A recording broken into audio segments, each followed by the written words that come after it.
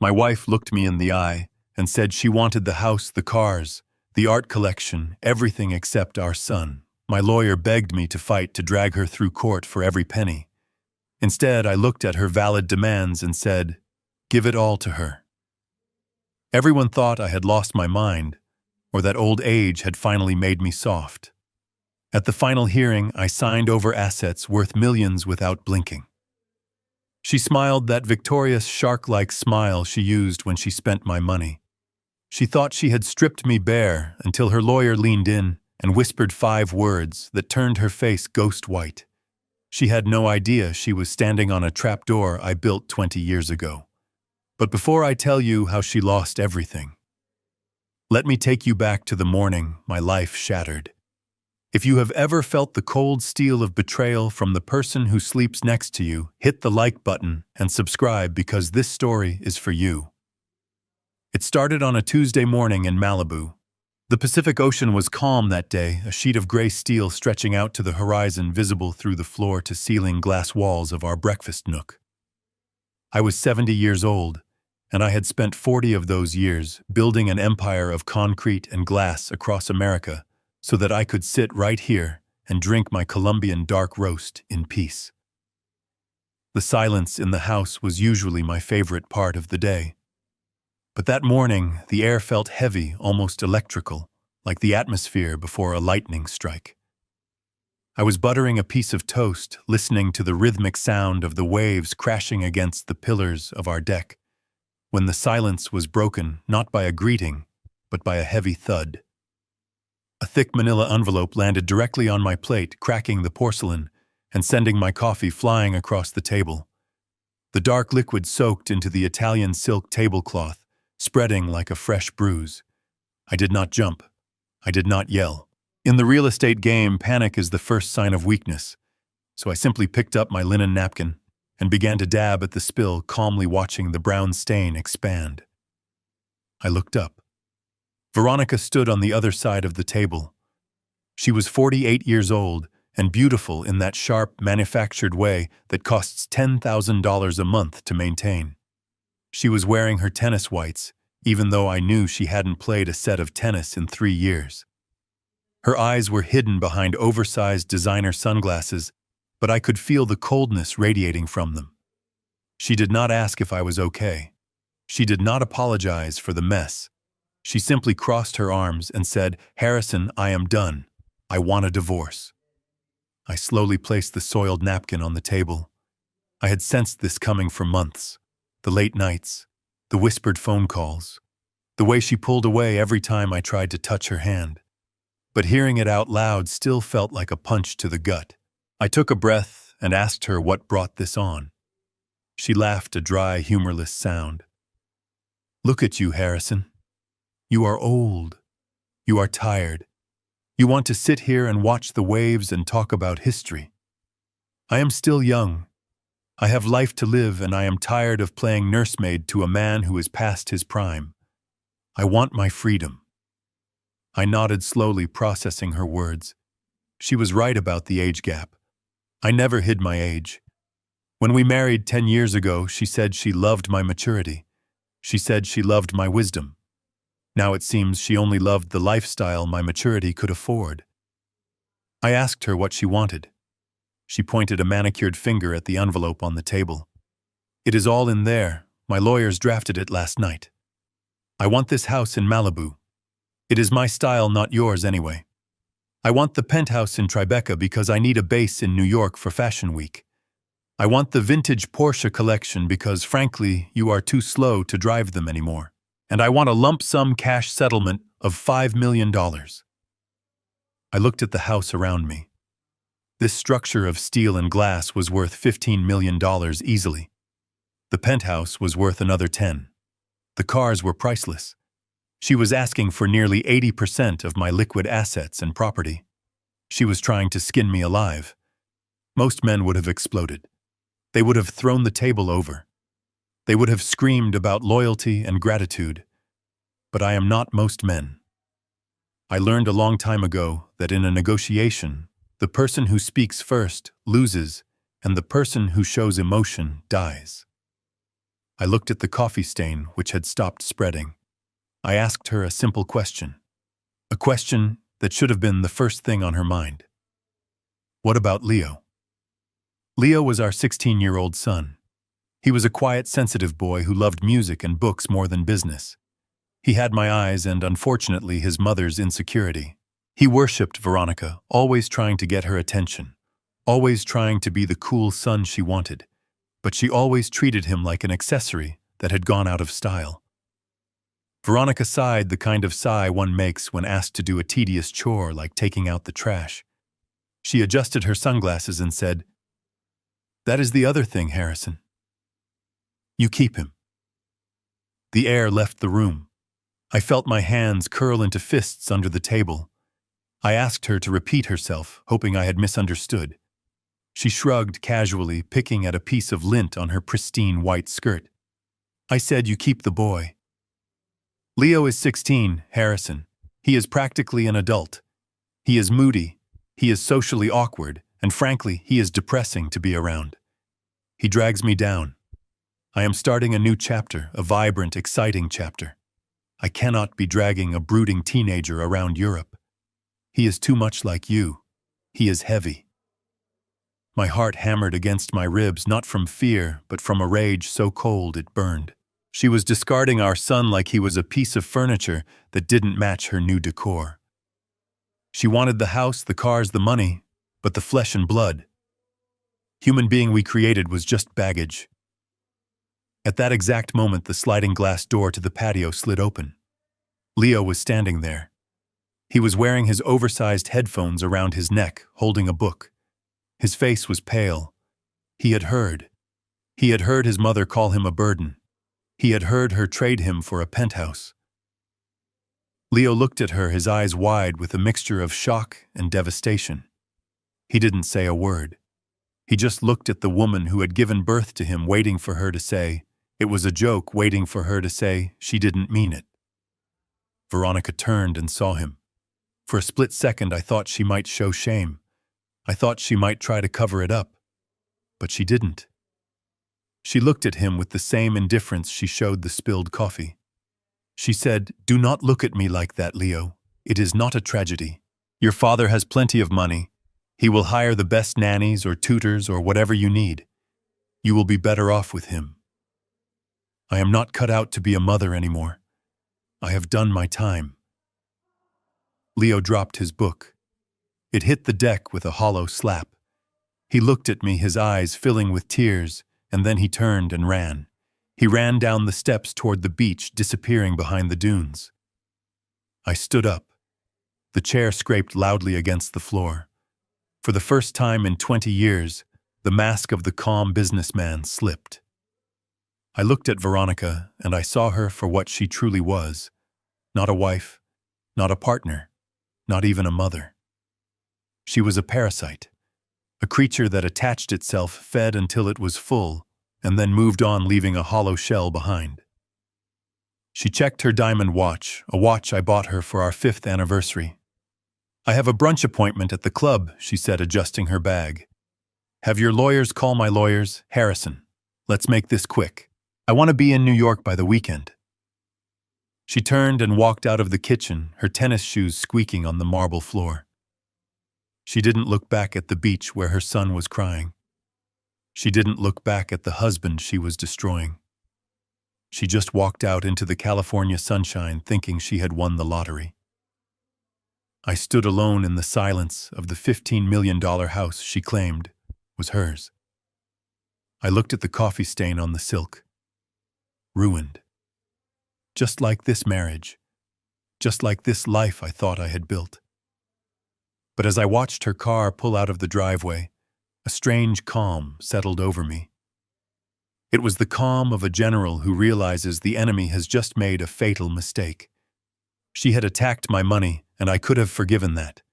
She had attacked my pride, and I could have ignored that. But she had attacked my son. She had broken his heart and called him garbage, and that was a declaration of war. I picked up my phone. I did not call a therapist. I did not call a friend to cry on their shoulder. I dialed the number of Sarah Jenkins, my attorney, a woman who was known in legal circles as the Iron Maiden. She answered on the first ring. Harrison, good morning. I spoke quietly, but my voice was as hard as the granite countertop. Sarah, I need you to prepare divorce papers. Veronica wants everything. The Malibu house, the New York apartment, the cars. Sarah gasped. Harrison, we will fight her. We will bury her. She will not get a dime. No, Sarah. I said, my eyes fixed on the spot where my son had disappeared. You are going to draft the agreement exactly as she wants it. Give her the house. Give her the apartment. Give her the cars. Give her every single thing she asked for. Harrison, have you lost your mind? Sarah shouted. Do it, I said, cutting her off. But I want one clause added. Just one. And it must be non-negotiable. She must sign away all parental rights and all future claims to any assets connected to Leo. Total severance. There was a silence on the line. Then Sarah spoke, her voice confused. Harrison, you are handing her an empire for nothing. I looked out at the ocean. The tide was going out, pulling everything with it. I am not handing her an empire, Sarah, I said. I am handing her a rope. She just doesn't know it yet. Get the papers ready. I want this done fast. I hung up the phone. I walked out to the deck and looked down at the beach. I saw Leo sitting on a piece of driftwood, his head in his hands. I walked down the stairs, my old knees aching with every step. I sat down beside him. I didn't say anything.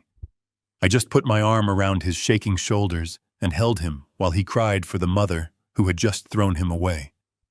And as I held him, I made a promise to the universe. Veronica Clark thought she was taking everything. She thought she was walking away with the kingdom. But she had forgotten the most important rule of real estate.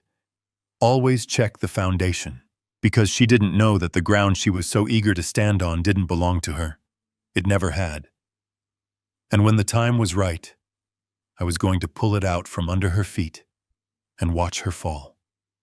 Leo stood frozen in the frame of the sliding glass door, and the silence that followed Veronica's declaration was heavy enough to crush bones.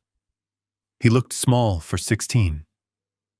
His shoulders hunched inward, as if trying to make himself invisible, a defense mechanism he had perfected over years of living with a mother who viewed him as a flaw in her perfect life. I saw the exact moment his heart broke. It wasn't a dramatic explosion or a scream. It was a subtle dimming of the light in his eyes, a resignation that no child should ever have to feel. He looked from her to me, his chest heaving, waiting for her to take it back, waiting for her to say that, of course, she wanted him, that he was the priority. But Veronica did not step forward. She did not reach out. She simply sighed, a sound of annoyance rather than regret, and reached for her mimosa. Harrison, please handle him, she said, waving a hand dismissively towards our son. I cannot deal with teenage angst right now. I have a schedule to keep. I stepped between them, my body acting as a shield, though I knew the damage was already done. Words are like bullets once they are fired, but you cannot call them back, and she had just shot him point blank in the heart. Leo. I started, my voice trembling with a mixture of rage and grief. Your mother is just upset. She doesn't mean it.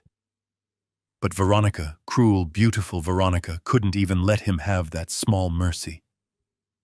She set her glass down hard on the table, the crystal clinking sharply.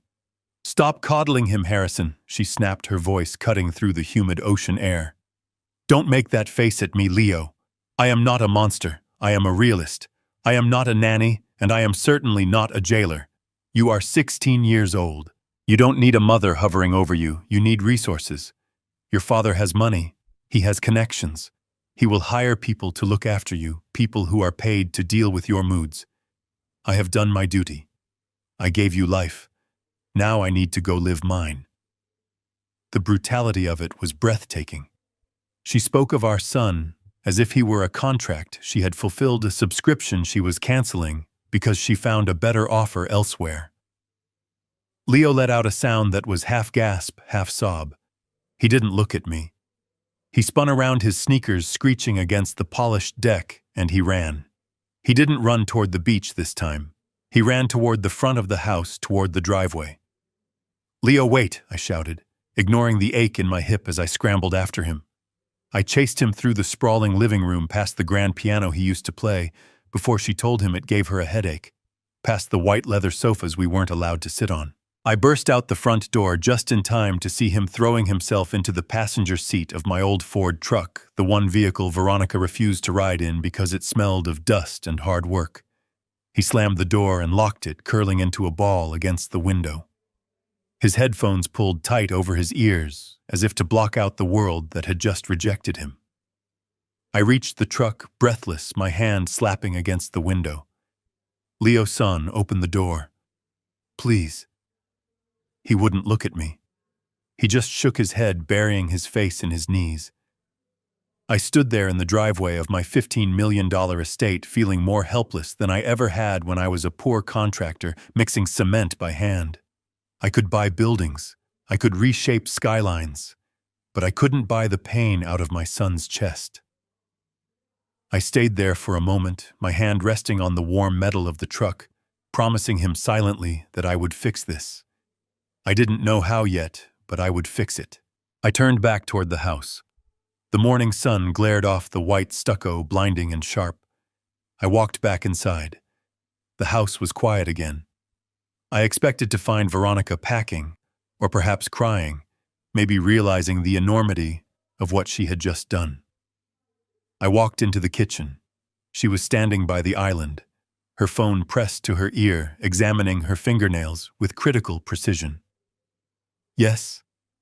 I need an appointment for 2 o'clock, she was saying into the phone, her voice light and airy, completely devoid of the venom she had just spewed. "No, not a fill, just a gel polish. And I need a pedicure too. I am going to New York this weekend, and I need to look perfect. Yes, charge it to the black card." She looked up and saw me standing there. She didn't flinch. She didn't hang up. She just pointed to the coffee stain on the table and mouthed the word mess before turning her back to me to continue her conversation about cuticle oil. That was the moment. That was the exact second. The last ember of affection I held for her turned into cold, gray ash. It wasn't the greed. I was used to greed in my business. It was the absolute sociopathic indifference. She had just orphaned her son emotionally, and her biggest concern was the shade of her toenail polish. I didn't say a word. There was nothing left to say to her. I walked past her, past the smell of her expensive perfume, which now smelled like decay to me, and went straight to my study. I closed the heavy oak door and locked it. This room was my sanctuary. It was lined with books and blueprints, the history of my life's work. I sat down behind my desk, the leather chair creaking familiarly. My hands were shaking not from age but from the adrenaline of pure focused fury. I reached for the secure landline I kept for business dealings that required absolute discretion. I dialed Sarah Jenkins. She picked up on the second ring. "Harrison. I was just reviewing the preliminary asset list. We have a strategy meeting scheduled for Thursday, but given the circumstances, I think we should—" "Stop," I said. My voice sounded strange to my own ears, flat and metallic. "There will be no strategy meeting, Sarah." "Harrison, what happened?" she asked, her tone shifting instantly from lawyer to friend. "She told Leo," I said, staring at the wall where a framed photo of my son hung. "She told him to his face that he was a burden. She told him I should hire people to deal with him because she was done. She is booking a manicure right now, Sarah. She is in the kitchen booking a manicure while our son is crying in the driveway." There was a silence on the line, heavy and stunned. Sarah had known us for years. She knew Veronica was difficult, but this was a new level of depravity. "My God, Harrison," Sarah breathed. "I am so sorry. We will destroy her. I will file for full custody on grounds of emotional abuse. We will tie her up in litigation for years. She won't see a dime of alimony." "No," I said, cutting her off. That is the old way. That takes too long. Leo needs this over now. He needs her out of his life before she can do any more damage. Then what do you want to do? Sarah asked. I took a deep breath, looking at the safe in the corner of the room. The safe that held the documents Veronica thought were just boring old deeds and contracts. Prepare the settlement agreement, I commanded. Give her everything she asked for. The Malibu house, the Tribeca penthouse, the vintage Porsches, the art collection, the liquid cash. Give it all to her. Harrison, you cannot be serious. Sarah shouted, her professional demeanor cracking. That is nearly 80% of your net worth.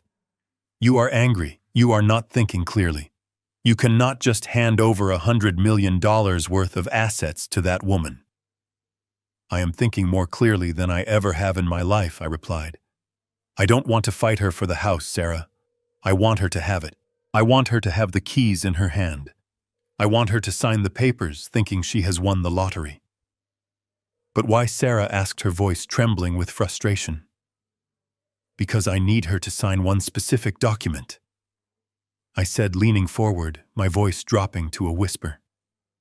In exchange for the assets, I want her to sign a full and irrevocable waiver of all parental rights and any future claim to Leo's estate or guardianship. I want her to legally sever herself from him. She wants freedom. I will give her so much freedom she will choke on it. Harrison, even if she signs that giving her the properties is financial suicide, she wins. Does she? I asked. Sarah, do you remember the Phoenix Project from '98? There was a long pause. I could hear the gears turning in Sarah's brilliant legal mind. The Phoenix Project. That was the restructuring of the land trusts. But Harrison, that was decades ago. What does that have to? Her voice trailed off. I heard the sharp intake of breath as the realization hit her. Oh my God, Sarah whispered. The land leases. Exactly, I said.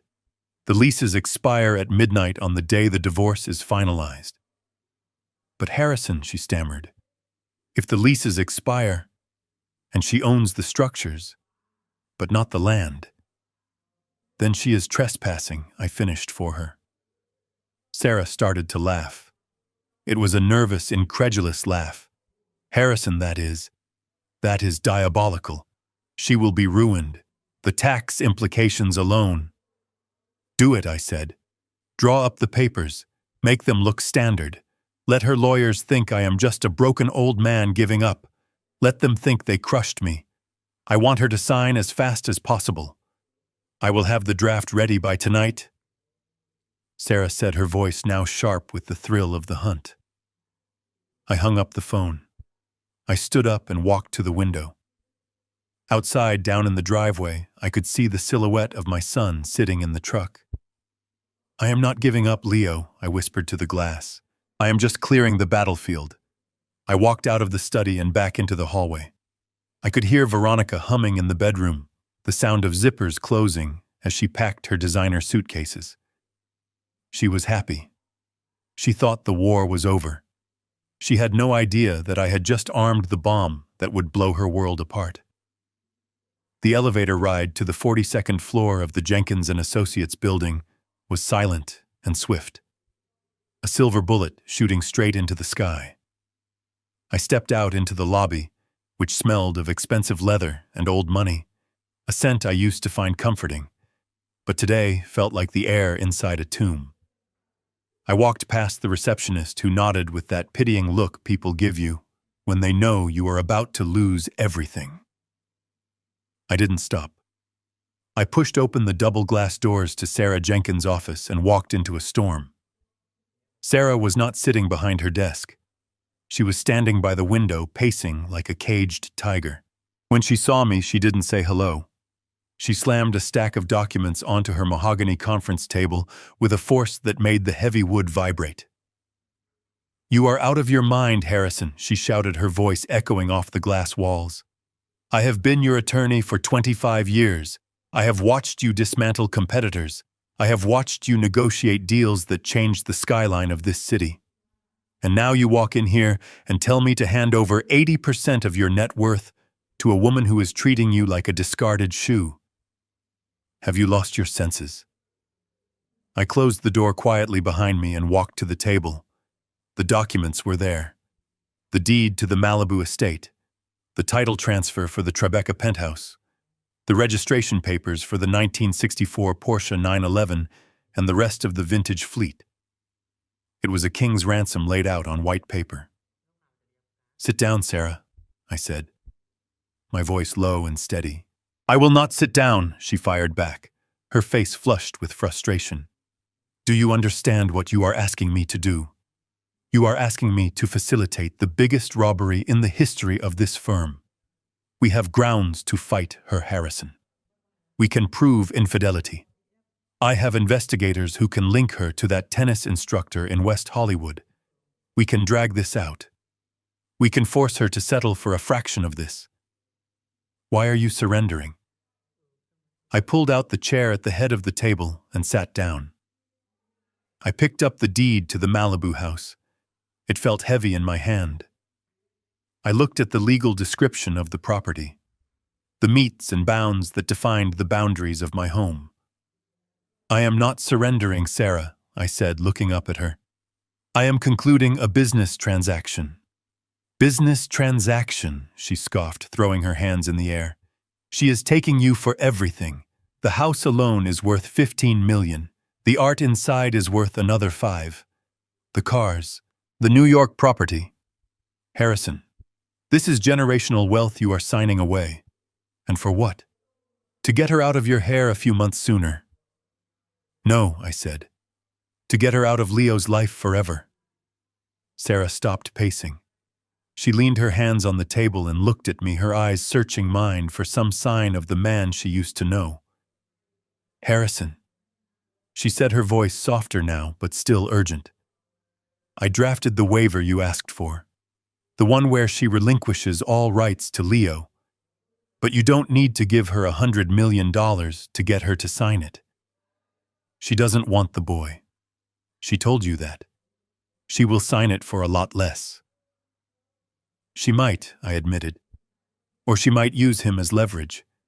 She might realize that Leo is the only thing I truly care about, and she might hold his custody hostage to squeeze more money out of me later. She might drag him through court appearances and custody evaluations just to spite me. I cannot risk that, Sarah. I need her to sign that waiver today. I need her to look at this pile of assets and be so blinded by greed that she doesn't even read the fine print regarding her son. I need her to think she has won so completely that she doesn't look over her shoulder." Sarah shook her head, sinking into her chair. "It is reckless, Harrison. It is emotional. You are letting your heart make financial decisions, and that is the first rule you taught me never to do." I stood up and walked to the floor-to-ceiling window. Chicago lay spread out below us, a grid of gray and steel under a flat winter sky. I looked down at the tiny cars moving like ants on the highway. I remember when I bought my first major plot of land in the 80s, I said, keeping my back to her. It was a swamp in Florida. Everyone told me it was worthless. The seller was laughing when he signed the deal. He thought he had scammed a young, naive developer. He thought he had unloaded a burden on a fool. I turned back to face her. He didn't know that I had seen the municipal surveys. He didn't know the state was planning to build a highway interchange a mile away. He was so busy counting his small victory that he didn't see the empire I was about to build on that mud. Sarah stared at me, her brow furrowed. "What is your point, Harrison?" "My point is that sometimes to trap a big beast you have to use the biggest bait," I said. "You cannot catch a shark with a worm, Sarah. You have to throw a side of beef in the water. You have to let the shark think it is feeding. You have to let it taste the blood." She looked down at the papers. "This isn't a side of beef, Harrison. This is the whole cow. You are relying on a 20-year-old land lease structure that hasn't been tested in court in a divorce proceeding. If the judge decides that the house and the land are inseparable because of the duration of the marriage, you lose. If Veronica's lawyers find a loophole in the trust documents, you lose. You are betting everything on a technicality. I am betting on her greed, I corrected. I am betting that she is so arrogant, so convinced of her own superiority, that she won't bother to check the foundation of what she is taking. She sees the mansion Sarah. She sees the marble floors and the ocean view. She doesn't see the ground beneath her feet. Sarah picked up a pen. She twirled it in her fingers, her knuckles white. I hate this, Harrison. I want this on the record. I am advising you against this. I think it is a mistake. I think you are angry and hurting, and you are going to wake up in a rental apartment with nothing but a used truck and regret it. I smiled a thin, cold smile that didn't reach my eyes. I will have Leo, I said. And that is not nothing. Now are the papers ready? Sarah sighed a long, defeated sound. She opened a folder and pushed it toward me. Here, she said. The transfer deeds, the settlement agreement, the waiver of parental rights. It is all here, everything she asked for. I picked up my fountain pen. The gold nib glinted in the office light. I looked at the first document. Transfer of title, 1088 Malibu Road. I didn't hesitate. I signed my name in fluid black ink. Harrison Clark. I flipped the page. Transfer of title. Tribeca Penthouse Unit 4B. I signed again. Page after page. I signed away the collection of vintage cars I had spent 30 years assembling. I signed away the paintings I had bought at auction in London and Paris. I signed away the cash reserves. Sarah watched me in silence, her face pale. She looked like she was witnessing a suicide. When I reached the last document, I paused. It was the waiver. The document that would legally erase Veronica from Leo's life. It stated that she voluntarily terminated her parental rights, that she ceded full legal and physical custody to me, and that she waived any right to contest my estate or Leo's future trust. I tapped the paper. This one, I said. Make sure this one is on top when you send the package to her lawyer. Make sure it is the first thing she sees after the check. I will, Sarah whispered. I capped my pen and placed it on the table. The sound was like a gavel striking. It is done, I said. Send it to Richard Sterling. Tell him I capitulated. Tell him I am old and tired and I just want it to be over. Tell him he won. Sarah gathered the papers, her hands shaking slightly. You are a terrifying man, Harrison Clark, she said. I buttoned my jacket and walked toward the door. Not yet, Sarah, I said without looking back. Not yet. But I am about to be. I walked out of the office and back into the elevator. As the numbers counted down, I felt a strange lightness in my chest. I had just given away my fortune. I was technically poorer than I had been since I was 22 years old. But as I walked out into the cold Chicago wind, I didn't feel poor. I felt dangerous. I pulled my phone from my pocket and dialed a number I hadn't called in years. It was a direct line to the trustee department of the First National Bank, the division that handled specialized, irrevocable trusts. This is Arthur, a dusty voice answered. Arthur. This is Harrison Clark, I said, watching the traffic flow by. Mr. Clark, it has been a long time. It has, I said. I am calling to confirm the status of the Phoenix Trust. Specifically, the ground leases for the Malibu and New York properties. There was a typing sound on the other end. Yes, I have the file right here. The leases were established in 1998 with a 25-year term. And the expiration date I asked, though I knew the answer by heart. Arthur paused. They expire tomorrow at midnight, Mr. Clark. Would you like to initiate the renewal process?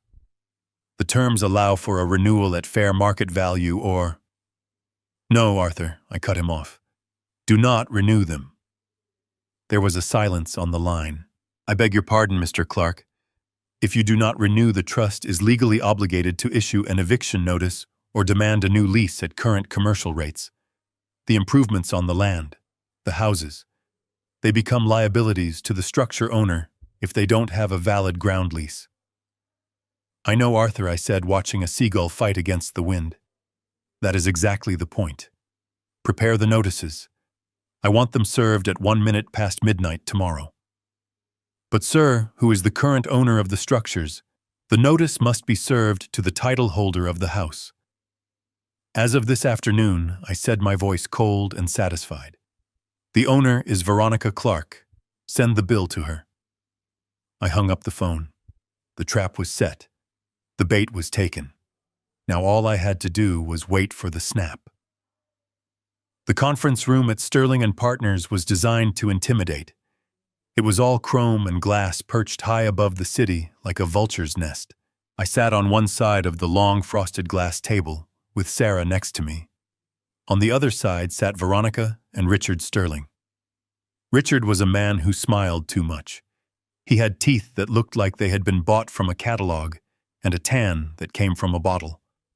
He wore a suit that cost more than my first car, but wore it with the grace of a used car salesman. He was flipping through the settlement agreement Sarah had sent over. Every time he turned a page, he made a little humming sound of satisfaction. He was enjoying this. He thought he had broken me. He thought he was dissecting a whale that had beached itself voluntarily. This all looks in order, Harrison Richard said, not bothering to look up. You have agreed to the transfer of the primary residence in Malibu. You have agreed to the transfer of the Tribeca property, the vehicles, the art. It is a very generous offer. Surprisingly generous given the circumstances. He looked up, then his eyes narrowing slightly. He was looking for the catch. He was a predator, and predators know that meals rarely come free. But I gave him nothing. I sat with my hands folded on the table, my face a mask of weary resignation. I just want this over, Richard, I said. I am 70 years old. I don't have the energy for a war. I want peace. Veronica leaned forward. She smelled of vanilla and ambition. She looked at the papers as if they were a menu and she was about to order the lobster. It is the least you could do, Harrison, she said.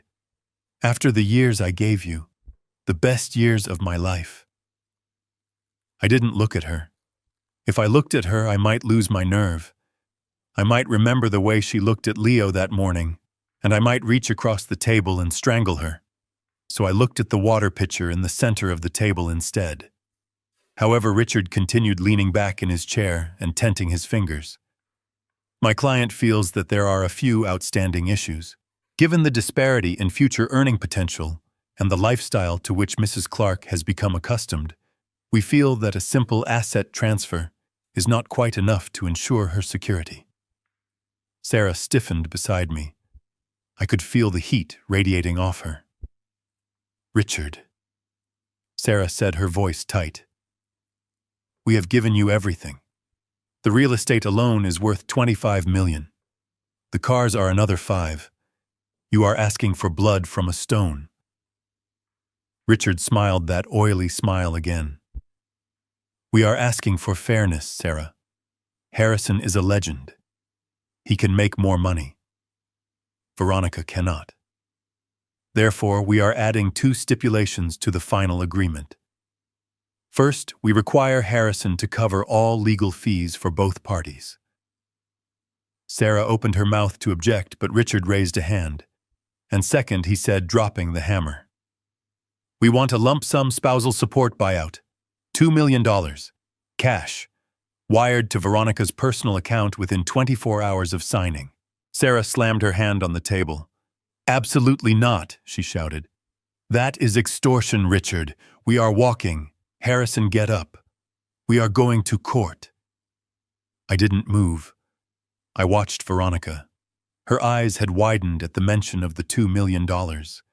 It was a number she understood. It was tangible. It was shopping sprees in Paris. It was freedom.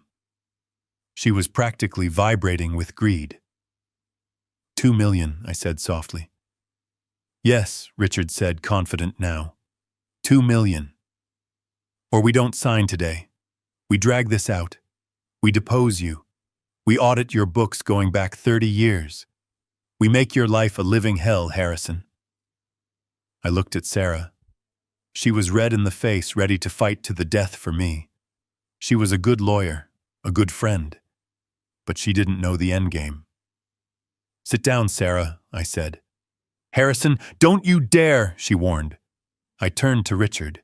I will pay the legal fees, I said, and I will pay the $2 million. Veronica let out a little squeal of delight. She grabbed Richard's arm, squeezing it. Excellent, Richard said, pulling a pen from his pocket. Then we have a deal. Not yet, I said. Richard paused, the pen hovering over the paper. I have one condition, I said. Richard sighed. I told you, Harrison, we are not negotiating the house or the... It has nothing to do with the money, I interrupted. It has to do with the boy. Veronica's face darkened. What about him? I reached into my briefcase. I pulled out the single document I had drafted myself the night before. It was simple, brutal, and final. I placed it on the table and slid it toward her. This is a waiver of parental rights, I explained. It states that you voluntarily and irrevocably terminate all legal and physical custody of Leo Clark. It states that you waive any right to make medical or educational decisions for him.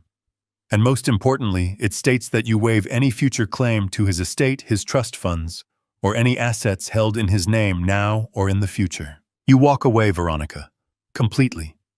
You never call him. You never visit him. You are not his mother anymore. You are a stranger. The room went silent.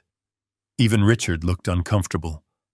To sell a child was a taboo that even lawyers usually tried to dress up in nicer language. You want me to sign away my son? Veronica asked slowly. I want you to be honest, I corrected. You told him he was a burden. You told him you were done. I am just putting it in writing.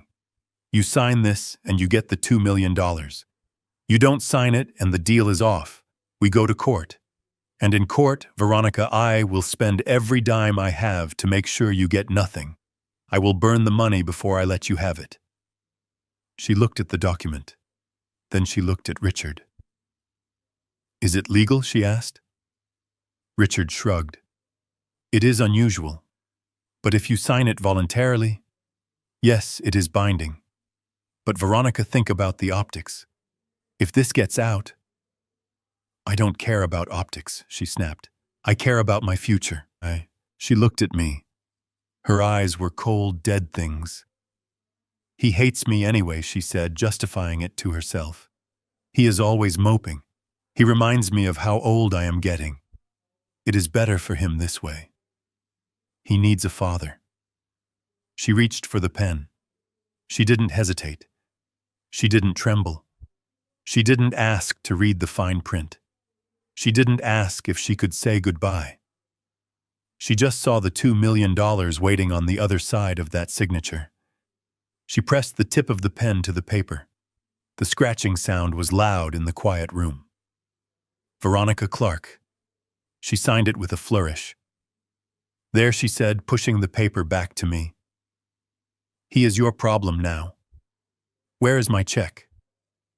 I took the waiver. I checked the signature. It was valid. I folded it carefully and put it in my breast pocket right next to my heart. It was the most valuable thing in the room. Sarah. I said, my voice devoid of any emotion. Give her the check. Sarah pulled the cashier's check from her folder. She looked at Veronica with pure, unadulterated disgust. She slid the check across the glass table. Veronica snatched it up. She stared at the zeros. $2 million, plus the house, plus the apartment. She was rich. She was free. She stood up, smoothing her skirt. Well, Harrison, she said, flashing a bright, winning smile. I suppose this is goodbye. No hard feelings, right? It was just business. I looked at her. I looked at the woman who had just sold her child for the price of a condo. Yes, Veronica, I said. Just business. Richard stood up, shaking my hand.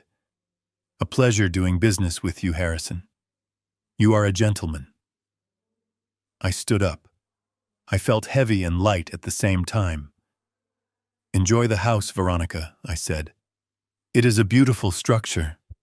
I will, she said, already texting someone on her phone, probably the tennis instructor. I am going to throw a huge party this weekend. A housewarming. You are not invited, of course. Of course, I said. I turned and walked out of the conference room. Sarah followed me, her heels clicking rapidly on the floor. We got into the elevator. The doors closed, shutting out the sight of Veronica's victory lap. Sarah looked at me. She was shaking. That was the most horrific thing I have ever seen, she whispered. She didn't even blink, Harrison. She sold Leo. I nodded, watching the floor numbers drop. She did, I said. And in doing so, she just sealed her own fate. What do you mean? Sarah asked. I touched the pocket where the waiver sat. She thinks she stripped me of my assets, Sarah.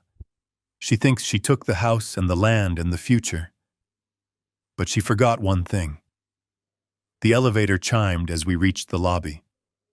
What? Sarah asked. I stepped out into the lobby. She forgot to ask who owns the ground.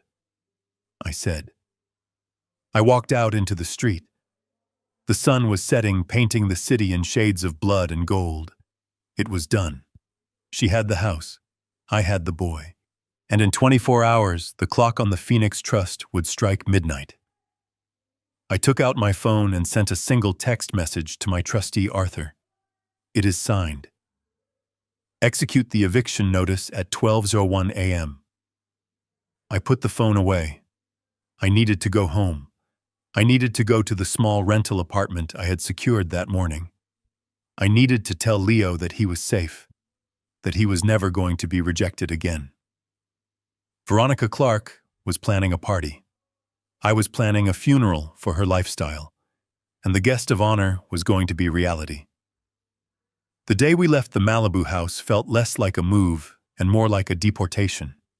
The California sun was beating down on the white stucco walls, but inside the air was frigid. Veronica stood in the center of the grand foyer, holding a clipboard like a prison warden conducting a final cell inspection.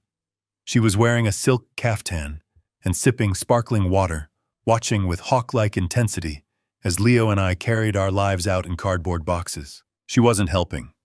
She was auditing. Every time I reached for something that wasn't strictly clothing or personal toiletries, she would clear her throat and point a manicured finger at the list in her hand. Not that painting, Harrison, she said, as I reached for a small seascape that I had bought in a street market in Lisbon 30 years ago. That is listed on the inventory under wall art.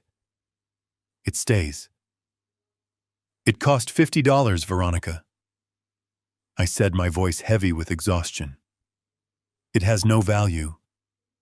It has aesthetic value, she corrected, marking something on her clipboard. It ties the room together. Leave it. I put the painting down. I didn't fight. I couldn't fight. Every minute I spent in that house was a minute that shaved a year off my life. I just wanted to be gone. I wanted to take my son and vanish before I lost my composure and did something that would ruin the plan. I walked to Leo's room.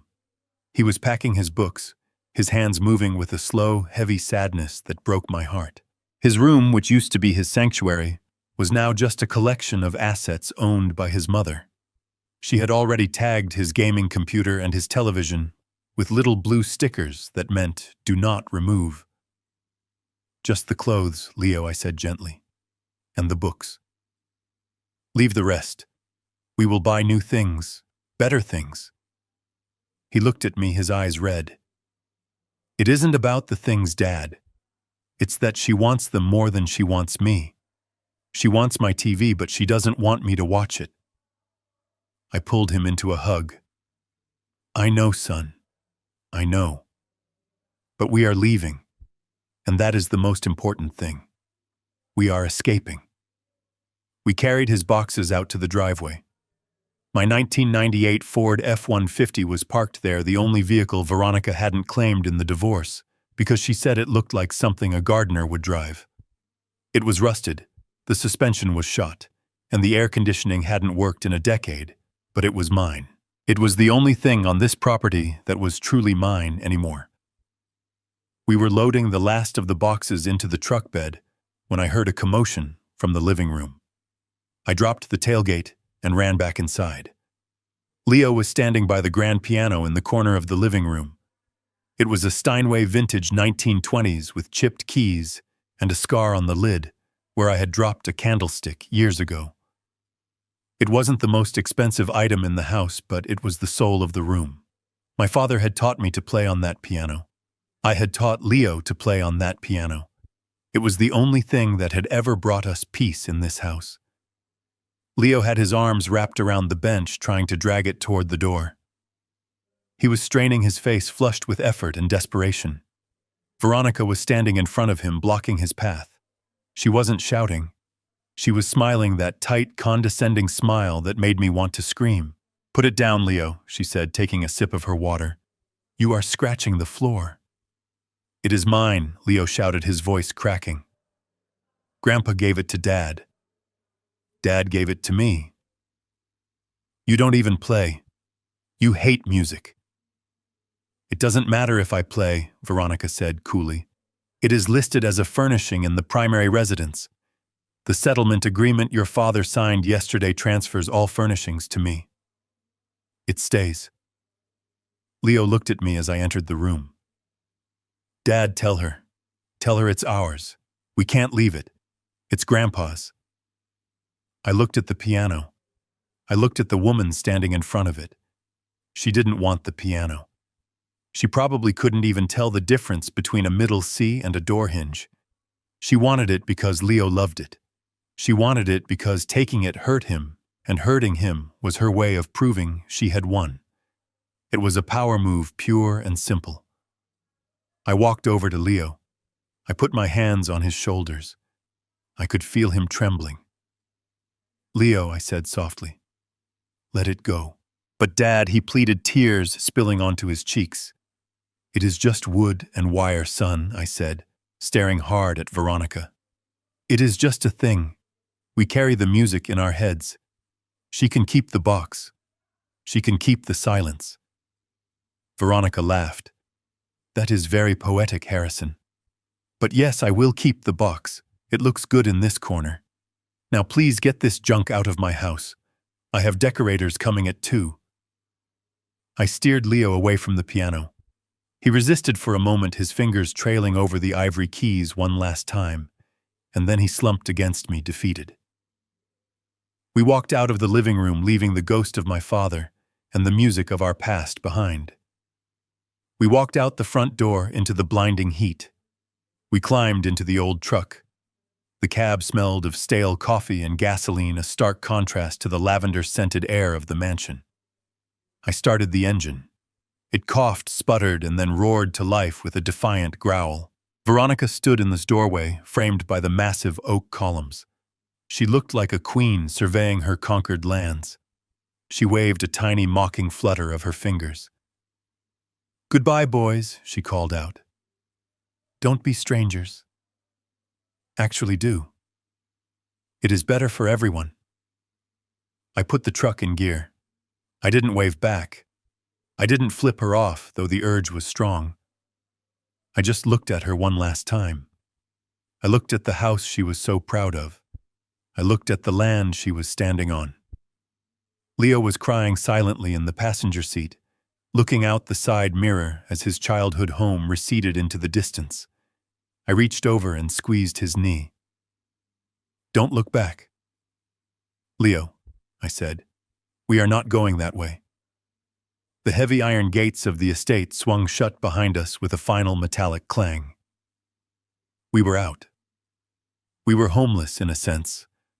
We were stripped of our status, our luxury, our comfort. To the world, we were losers driving a rust bucket away from a palace. But as I turned onto the Pacific Coast Highway, merging into the traffic of ordinary people living ordinary lives, I felt a strange vibration in my chest. It wasn't panic. It was anticipation. I glanced at the digital clock on the dashboard. It was 11 a.m. 13 hours. 13 hours until midnight. 13 hours until the calendar turned. 13 hours until the 25-year ground lease on the land beneath Veronica's feet expired. She was standing there in her silk caftan, drinking her sparkling water, planning her parties, surrounded by her stolen treasures. She thought she was the queen of the castle. She didn't know she was a squatter on borrowed time. I muttered under my breath, low enough that Leo couldn't hear me over the rumble of the engine. Enjoy it, Veronica. Enjoy the view. Enjoy the marble. Enjoy the silence. Because tomorrow, the ground is going to open up and swallow you whole, and I hope you are wearing comfortable shoes when it happens. I pressed the accelerator. The truck groaned but moved forward, carrying us away from the past and toward a future that was going to be very, very interesting. We had left paradise, yes, but we had packed the detonator in our pocket. The apartment complex was called The Palms, but there wasn't a single palm tree in sight, just a vast expanse of cracked asphalt and a few dying bushes that smelled of cat urine. It was located 20 miles inland in a neighborhood where the houses had bars on the windows and the convenience stores kept the cashier behind bulletproof glass. We pulled into the parking lot, and the engine of the truck finally died with a shuddering rattle that sounded like a death rattle. I looked up at the building. It was a beige stucco box stained with decades of smog and neglect. Unit 2B was ours. 2 bedrooms, 1 bath, and 600 square feet of living space.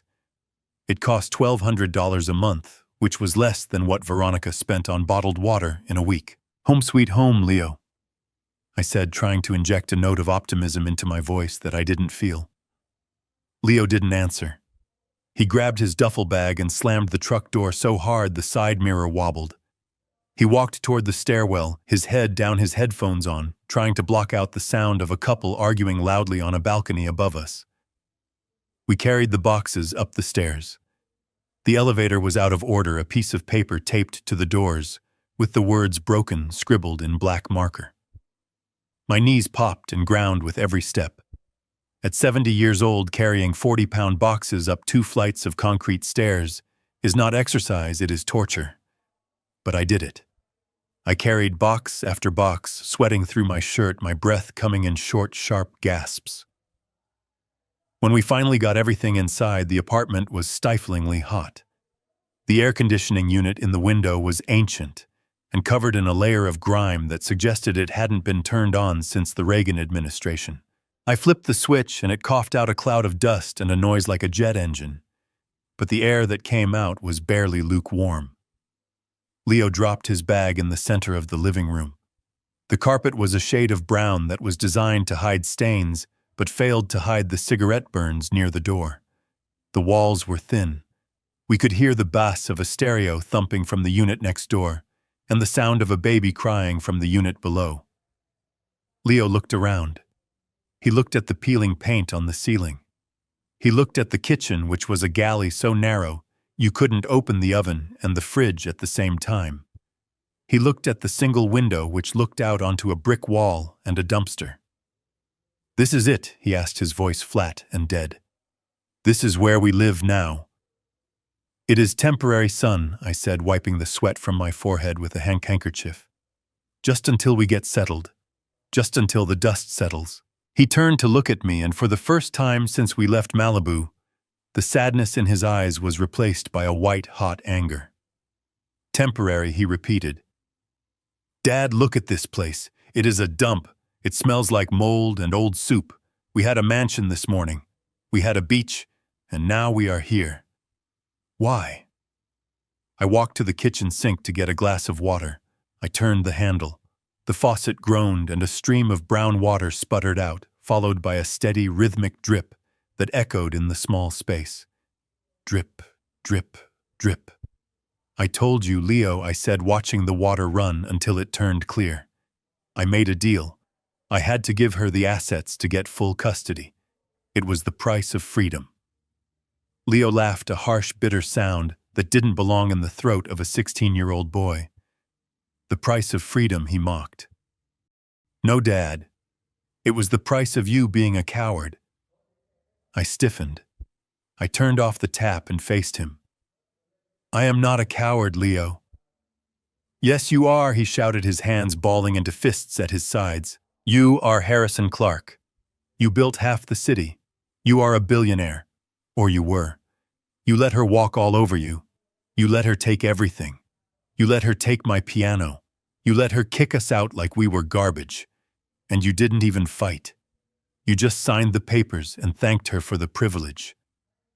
He was shaking now, tears streaming down his face again, but this time they were tears of rage. Why do we have to live like this? He screamed, gesturing at the moldy walls. You have money, Dad. I know you have money. Why are we playing poor? Why are we punishing ourselves? Is it some kind of lesson? Are you trying to teach me character? Because I don't want character, Dad. I want my home. I want my life back. I couldn't tell him. I physically couldn't tell him.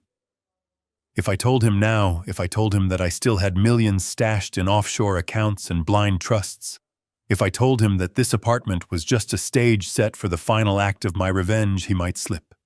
He might tell a friend. He might text Veronica in a moment of anger. And if she knew she had been played before the clock struck midnight, she could file an injunction. She could claim fraud. She could stop the eviction. So I had to swallow his anger. I had to let him think I was weak. I had to let him hate me. It is complicated, Leo, I said softly. Liquid assets are tight right now. The divorce froze a lot of things. We have to be careful. We have to be frugal. Frugal, he spat the word out like poison. This isn't frugal. This is pathetic. She won, Dad. Don't you see that? She is in our house drinking her wine, laughing at us, and we are here listening to the neighbors fight. She won, and you let her win because you were too scared to stand up to her. He picked up a cardboard box, his box of books, and threw it across the room. It hit the wall with a heavy thud and split open, spilling novels across the dirty carpet. I hate you, he whispered, his voice breaking. I hate her for leaving, but I hate you for letting it happen. You are supposed to be the strong one. You are supposed to be the protector. But you are just a weak old man. He turned and stormed down the short hallway to the second bedroom. He slammed the door so hard the pictures I hadn't even hung yet rattled in their boxes. I stood alone in the center of the living room. The silence that followed his outburst was worse than the shouting. I could hear his muffled sobs through the thin drywall. Every sob was a knife in my chest. To be called a coward by your own son, to see the disappointment in his eyes. It was a price higher than any check I had ever written. I walked to the window and looked out at the alley. A stray cat was picking through the garbage in the dumpster. I felt a kinship with it, scavenging for survival in a world that didn't care. I was hungry. I hadn't eaten since the toast I didn't finish that morning. I walked to the small refrigerator we had brought with us. It was empty, except for a pack of bologna, a loaf of white bread, and a jar of mustard I had bought at a gas station on the way here. I took out 2 slices of bread. They were dry. I peeled the red plastic casing off a slice of bologna. I spread the yellow mustard with a plastic knife because we hadn't unpacked the silverware yet. I stood at the counter and ate the sandwich. It tasted of salt and preservatives and poverty. Drip, drip, drip. The kitchen faucet was still leaking. It was a small thing. A washer that had worn out. A seal that had broken. But in the silence of the apartment, it sounded like a drumbeat. It was the sound of neglect. It was the sound of a life falling apart. I put the half-eaten sandwich down. I couldn't swallow it. I walked over to the toolbox I had brought in from the truck. It was an old red metal box, heavy and scratched, the same one I had used when I started my construction business 45 years ago. I opened it, and the smell of oil and metal wafted up a scent that reminded me of who I used to be. Before the suits, before the boardrooms, before the billions. I was a man who built things. I was a man who fixed things. I took out a wrench and a screwdriver. I walked to the sink. I didn't call a plumber. I didn't call a superintendent. I knelt down on the linoleum floor, my old knees protesting against the hard surface. I crawled under the cabinet into the dark, tight space beneath the sink. I turned off the water valve. I disassembled the faucet. I found the worn-out washer. It was brittle and cracked just like my marriage. I replaced it with a spare I kept in the box. I tightened the nuts. I checked the seals.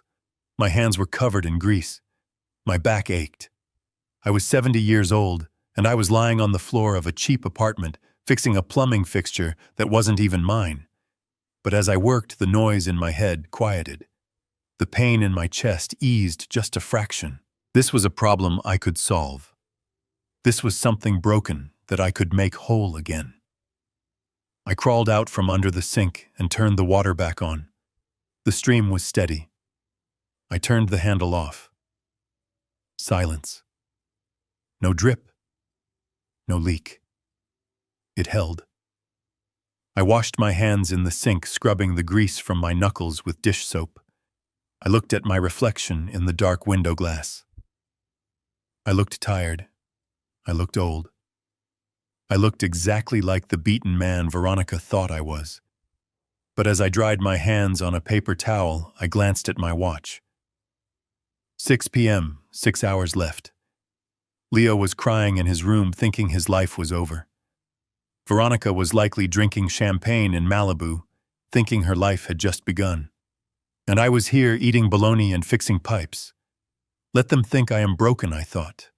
Let them think I am weak. Let Leo hate me for a night. It will make the redemption that much sweeter. I turned off the kitchen light, leaving myself in the darkness.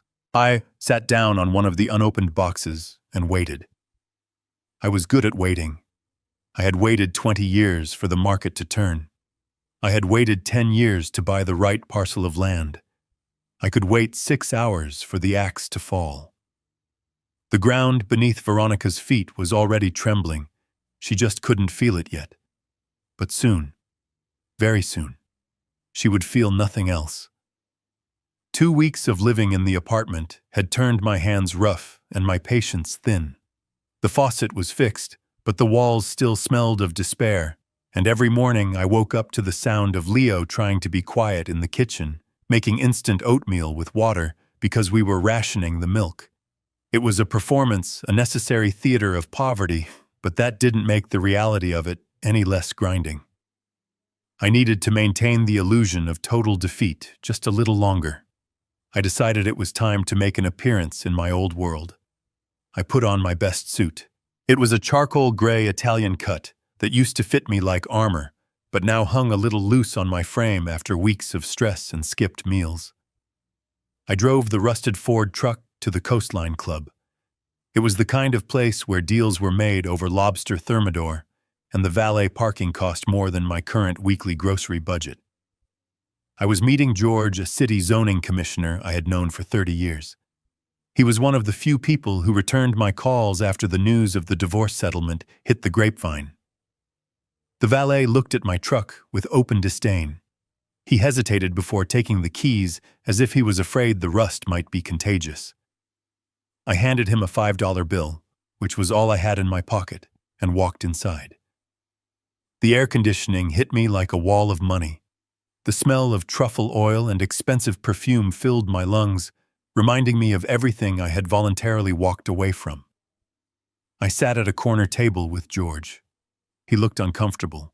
He kept checking his watch and glancing around the room, as if being seen with me might damage his credit rating. We ordered lunch. I ordered the soup. George ordered the steak. "So Harrison," George said, cutting into his meat, "I heard about the settlement. Total capitulation. That does not sound like you." I took a sip of water. "I am tired, George. I just wanted to ensure Leo was taken care of. I wanted a clean break." George shook his head. "You gave her everything, Harrison. The rumor is you are liquidating assets just to pay the legal fees. People are saying you lost your touch, that you went soft. Let them talk, I said.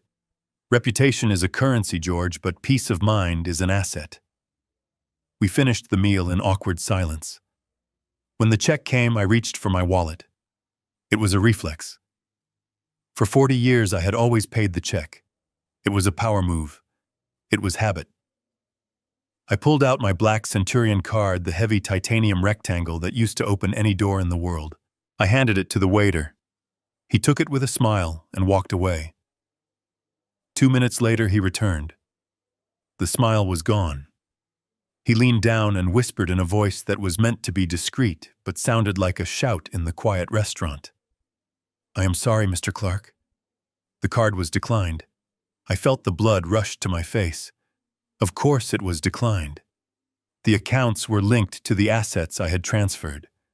Veronica had likely frozen or canceled the secondary cards the moment the ink was dry. I had forgotten. For a second, I had forgotten the game I was playing. I have another card, I mumbled, patting my pockets, knowing full well I didn't. I left my wallet in the "Do not bother, Harrison." The voice came from behind me. It was sharp and amused and familiar. I froze. The restaurant seemed to go silent. I turned around. Veronica was standing there. She looked radiant. She was wearing a new Chanel dress that I knew cost $6,000. Her hair was lighter, her skin glowing with expensive treatments. She looked like a woman who had just won the lottery, which essentially she had. Standing next to her was a man who looked like he had been manufactured in a gym. He was maybe 25 years old, with bleached blonde hair and a tennis shirt that was unbuttoned, one too many buttons. He was holding Veronica's hand, his thumb stroking her knuckles possessively. This was the tennis instructor, the man she was spending my fortune on. Veronica looked at the waiter and then at me. Her eyes were dancing with malice. "Put it on my tab," she said, waving her hand dismissively. "My husband, ex-husband, is having a bit of a liquidity crisis." The waiter looked uncomfortable. "Yes, Mrs. Clark. Thank you." She turned her gaze back to me. She looked me up and down, taking in the loose suit, the tired eyes, the gray stubble on my chin. She stepped closer, bringing a cloud of familiar perfume with her. "You look terrible, Harrison," she said loud enough for the tables nearby to hear. "I heard you are living in some squalid apartment complex inland." "Is that true?" I stood up. I wanted to maintain my dignity. "I am fine, Veronica," I said. "Thank you for lunch. I will pay you back." She laughed, and the tennis player laughed with her, a hollow, sycophantic sound. "Don't be silly," she said, reaching out and patting my cheek. "Consider it charity, a donation to the poor. Honestly, Harrison, it is pathetic. You used to be a titan. Now look at you. You can't even buy a bowl of soup." The restaurant was deadly quiet now. Everyone was watching. My old business partners, my social acquaintances, the people who used to beg for my time. They were all watching the old lion being kicked by the hyena. I looked at her hand on my face. I looked at the boy toy she had bought with my money. I looked at the smug satisfaction in her eyes. She thought this was the victory lap. She thought this was the moment she crushed me completely. I stepped back, breaking her touch. "You are very generous, Veronica," I said, my voice steady. "Enjoy your lunch." I turned to George.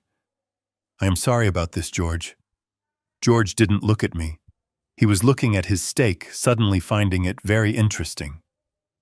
"No problem, Harrison," he mumbled. "Good luck." I walked out of the dining room. I could feel their eyes on my back. I could hear the whispers starting, the laughter rippling through the room.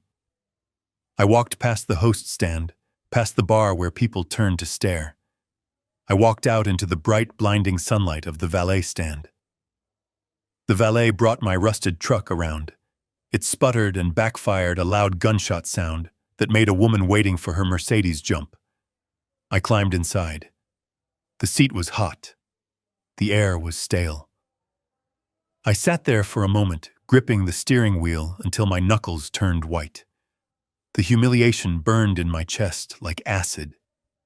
To be pitied, to be laughed at, to have my wife pay for my meal with my own money while her lover watched. It was a level of degradation I had never experienced. But then I took a breath. I let the anger settle. I let it crystallize into something cold and hard. She had just confirmed everything. She was arrogant. She was careless. She was so busy enjoying her power that she wasn't watching her feet.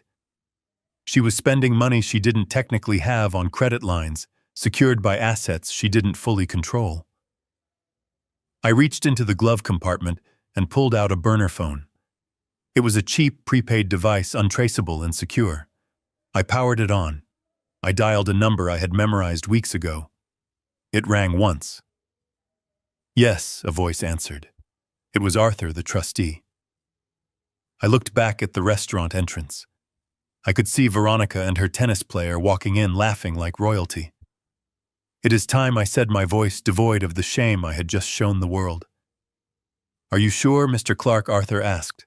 Once we initiate this, there is no going back. The notices will be filed with the county clerk immediately. The liens will be activated. The freeze on the ground assets will be absolute. I watched the valet parking a Ferrari. She just paid for my lunch, Arthur, I said. She called it charity. I understood, Arthur said. Initiating Phase 2. The eviction notices for the Malibu property and the New York penthouse will be served within the hour. The tax lien transfer notices for the land usage will follow by courier. Good, I said. And Arthur? Yes, sir. Make sure the process server knocks loudly. I want her to hear it over the sound of her own voice. I hung up the phone and snapped it shut. I threw it onto the passenger seat. I put the truck in gear and pulled out into traffic. The humiliation was gone. The shame was gone. All that was left was the cold, mechanical ticking of a clock that had just run out of time. Veronica thought I was pathetic. She thought I was finished. She didn't know that I was just the distraction. The real show was about to start, and the admission price was going to cost her everything she had. Back in the suffocating quiet of the apartment, I did not sleep. The humiliation at the restaurant had settled into a cold, hard knot in my stomach, but it was not fear, it was fuel.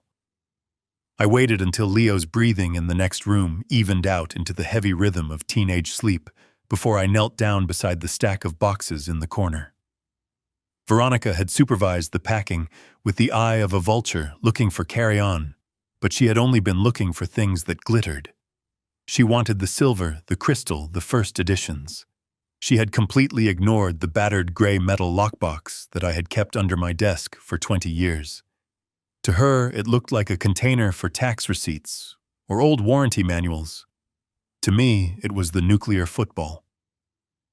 I pulled the box onto the linoleum floor. It was heavy, dense with the weight of paper and secrets.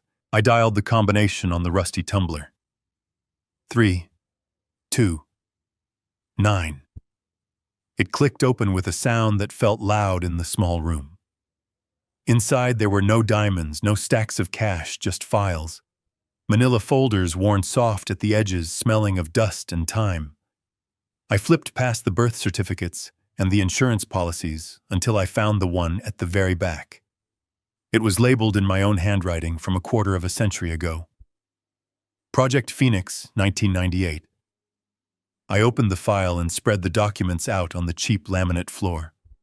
Under the harsh light of the kitchen bulb, they looked innocuous, just pages of dense legal jargon and architectural surveys.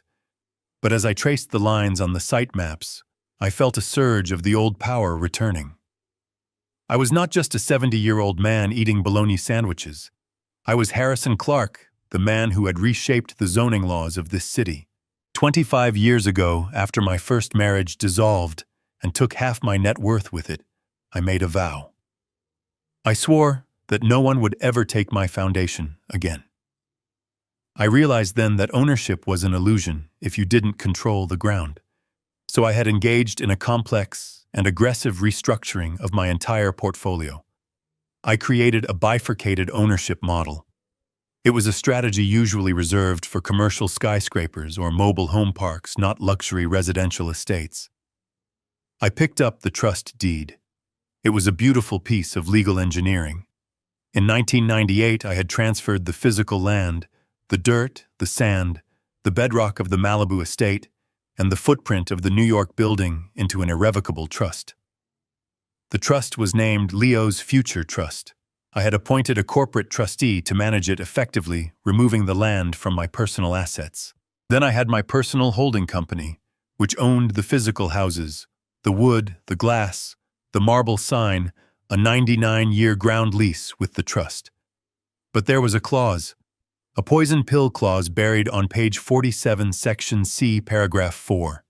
It stated that in the event of a transfer of ownership of the physical structure to any party other than a blood descendant, the ground lease would automatically terminate not in 99 years, but at midnight, on the date of transfer unless renegotiated at current market rates. Veronica had the house. She had the deed to the structure. But she didn't own the sand it stood on. She was essentially a tenant who had just bought a very expensive tent on someone else's campground, and she hadn't paid the rent in 25 years. I looked at the date on the settlement agreement I had signed. Yesterday. The clock started ticking the moment the judge stamped those papers. "Dad, what are you doing?" I looked up. Leo was standing in the doorway rubbing sleep from his eyes. He looked at the papers spread out on the floor, like a war map. "Just working, son," I said, gathering the papers quickly. "Just checking some old records." He walked over and picked up one of the site maps. It showed the Malibu property line. "Is that the house?" he asked, his voice tight. "It is," I said. "Why do you have it?" Leo asked, dropping the paper as if it burned him. "It is hers now. We don't live there. We are never going back." "Why torture yourself, Dad?" I looked at him. I looked at the confusion and the hurt in his face. I wanted to tell him. I wanted to scream it. But I couldn't. Not yet. The element of surprise was the only leverage we had. "I am not torturing myself, Leo," I said, standing up and placing the file back in the box. "I am just making sure the paperwork is in order.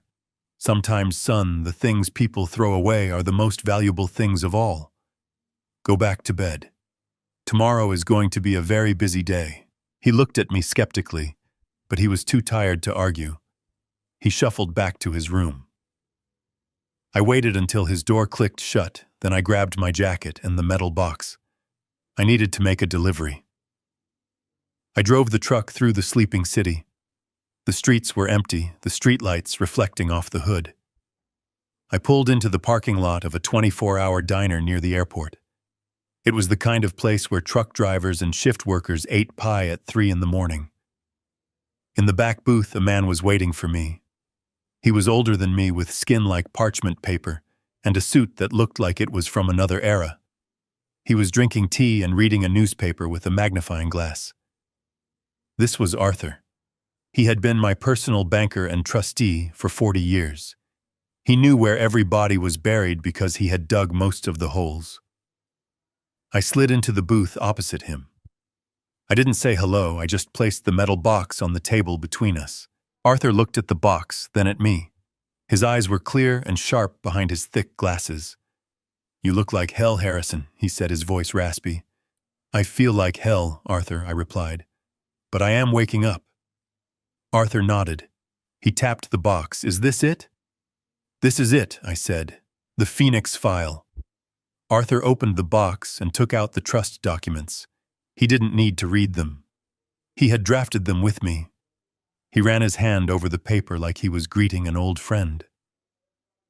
"I received the electronic notification of the title transfer from your lawyer this afternoon," Arthur said. "The deed to the Malibu residence and the New York unit has been recorded in the name of Veronica Clark."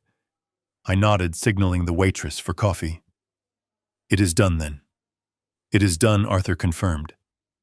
According to the bylaws of the trust, the transfer of the improvement triggered the termination clause of the ground lease. The lease expired technically at the moment of recording. However, we have a 24-hour grace period for notification. I checked my watch. It was 3 a.m. That gives us 21 hours, I said. Arthur pulled a folder from his briefcase. He opened it, revealing a stack of legal notices printed on heavy bond paper. They were eviction notices and demands for back rent and tax indemnification. I have taken the liberty of calculating the current market value of the ground rent, Arthur said, pushing a spreadsheet toward me. Malibu beachfront property has appreciated significantly since '98. Based on the square footage and the exclusivity of the location, the fair market rent for the land alone is $60,000 a month. I looked at the number. 60,000. It was staggering. And the taxes, I asked. Arthur smiled a dry, thin smile. Under the triple net terms of the original lease, the tenant is responsible for all property taxes on the land. Since you were both the tenant and the landlord effectively, you paid them. But now the tenant is Veronica. And since the lease has been terminated due to breach of transfer terms, the trust is entitled to claw back the last 10 years of property taxes as a penalty for the lease violation. I looked at the total at the bottom of the page. $500,000 in back taxes immediately due, plus the first month's rent, plus a security deposit. She will owe the trust nearly $750,000 by midnight tomorrow, I said. And if she cannot pay, Arthur said, closing the folder, the trust has the right to seize the improvements. The house, the furniture, everything on the land to satisfy the debt. She doesn't have the money, I said. I gave her $2 million, but she has likely already spent half of it on paying off her own debts and putting deposits down on her new life. She won't have the liquidity. Then she will be evicted, Arthur said simply. It is a mathematical certainty. I took a sip of the black coffee. It was bitter and hot. Serve her, Arthur, I said. Serve her at 1 minute past midnight. I want her to be sleeping in that bed, thinking she owns the world when the doorbell rings. Arthur nodded. We have a process server on retainer. He is very discreet and very persistent. He will deliver the package to the Malibu address and the New York address simultaneously. I reached across the table and shook Arthur's hand. His grip was surprisingly strong.